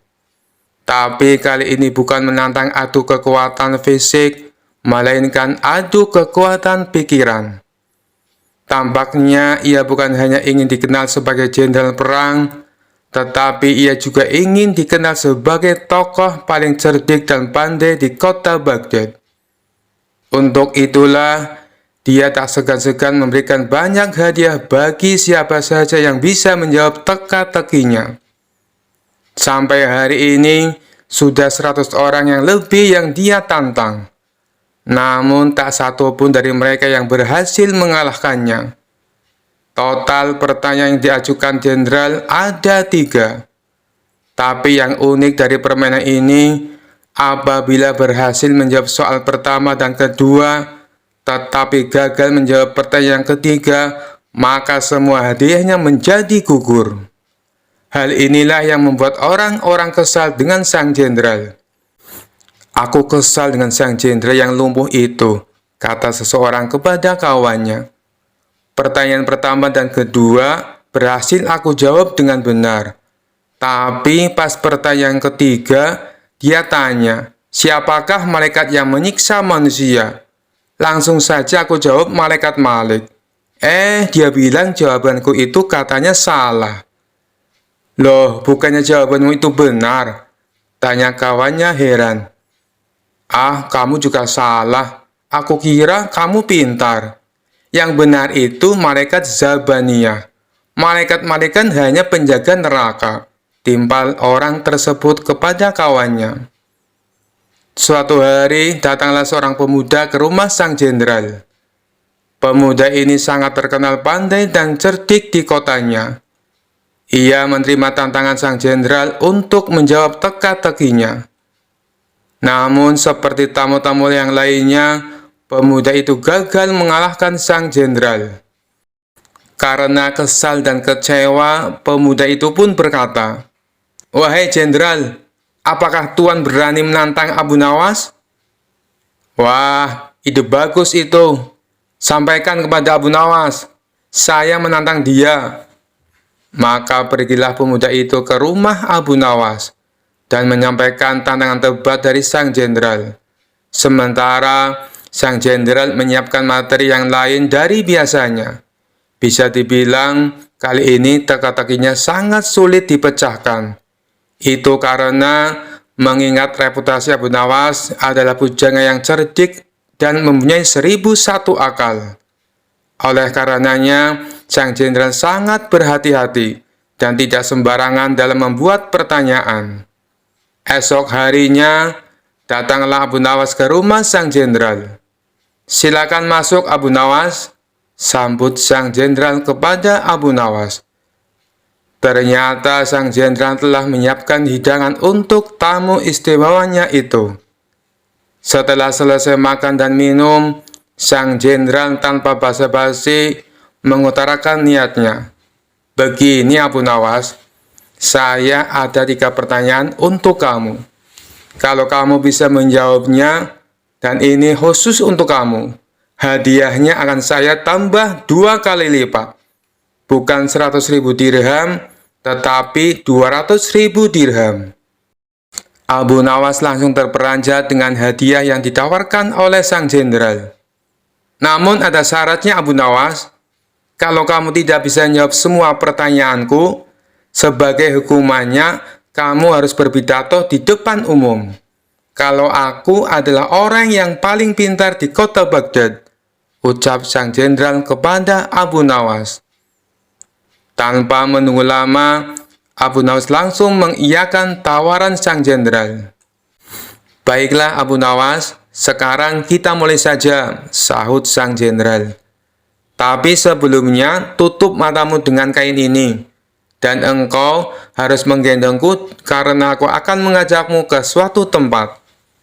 Maka dengan mata tertutup kain, Abu Nawas menggendong sang jenderal. Kemudian, sang jenderal mengajak Abu Nawas ke tempat peternakan unta miliknya, di mana tempat itu tidak pernah dimasuki oleh orang lain. "Berhenti Abu Nawas," kata sang jenderal. "Pertanyaan pertama, katakan apa yang ada di hadapanmu," tanya sang jenderal. "Ini gila. Mana mungkin saya tahu dengan keadaan mata tertutup," pikir Abu Nawas. Tapi dengan cekatan, Abu Nawas langsung menjawab, "Di depan saya ada peternakan unta, Tuan Jenderal." Sang jenderal pun kaget. Bagaimana mungkin Abu Nawas bisa tahu? Padahal peternakan untanya tidak pernah dimasuki oleh orang lain. Mereka pun lalu melanjutkan perjalanan. Sang jenderal tetap digendong oleh Abu Nawas. 1 jam kemudian, sang jenderal berkata, "Berhenti Abu Nawas. Sekarang, katakan padaku, apa yang ada di hadapanmu?" Sejenak Abu Nawas berpikir. Ia pun lalu menjawabnya, "Di depan saya ada sungai. Di sekitarnya ada pohon tin dan pohon zaitun," jawab Abu Nawas. Sang jenderal kembali dibuatnya kaget. Bagaimana mungkin Abu Nawas bisa menjawabnya dengan tepat? Dia pasti mempunyai ilmu sihir, pikir sang jenderal. "2 pertanyaan sudah kamu jawab dengan benar," ujar sang jenderal. "Mari kita lanjutkan perjalanan untuk pertanyaan terakhir," ajak sang jenderal. Sang jenderal kemudian menuntun Abu Nawas melewati gurun, hingga sampailah mereka berdua ke tempat pelacuran yang terletak di tengah-tengah padang pasir. "Berhenti Abu Nawas. Sekarang katakan padaku, apa yang ada di hadapanmu?" tanya sang jenderal. Abu Nawas tidak langsung menjawab. Ia berkonsentrasi penuh. Kemudian pelan-pelan dia menjawab, "Di depan saya ada wanita telanjang, Tuan Jenderal." Sang jenderal pun kaget bukan main. Semua pertanyaannya bisa dijawab dengan tepat oleh Abu Nawas dengan mata tertutup. Sesuai kesepakatannya, akhirnya esok paginya sang jenderal menyerahkan hadiahnya di depan istana dan disaksikan oleh Baginda Raja dan masyarakat. Tapi sebelum memberikan hadiahnya, sang jenderal berpitato menceritakan pengalaman mereka berdua. "Wahai Abu Nawas, saya masih penasaran. Bagaimana kamu bisa menjawab semua pertanyaanku, sedangkan kedua matamu tertutup kain?" tanya sang jenderal. "Itu mudah saja, Tuan Jenderal," jawab Abu Nawas. "Ketika Tuan mengajukan pertanyaan pertama, kaki saya menginjak kotoran unta. Dari situlah saya menebak kalau saya berada di peternakan unta."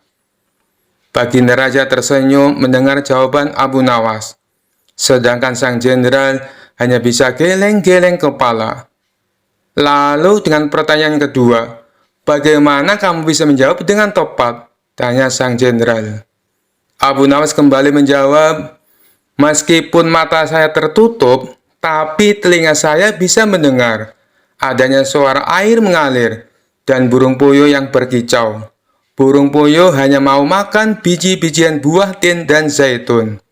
Sedangkan pohon tin dan zaitun hanya tumbuh di pinggiran sungai." Lagi-lagi Baginda Raja tersenyum. Sang jenderal dibuatnya terperangah dengan jawaban Abu Nawas. "Baiklah, semua jawabanmu itu masuk akal. Tapi kenapa kamu juga bisa menebak dengan tepat atas pertanyaan yang ketiga?" tanya sang jenderal penasaran. Dengan entengnya Abu Nawas menjawab, "Itu sangat mudah sekali, Tuan. Saat Tuan menyuruh saya berhenti, tiba-tiba saja saya merasakan ular Tuan bergerak-gerak di punggung saya."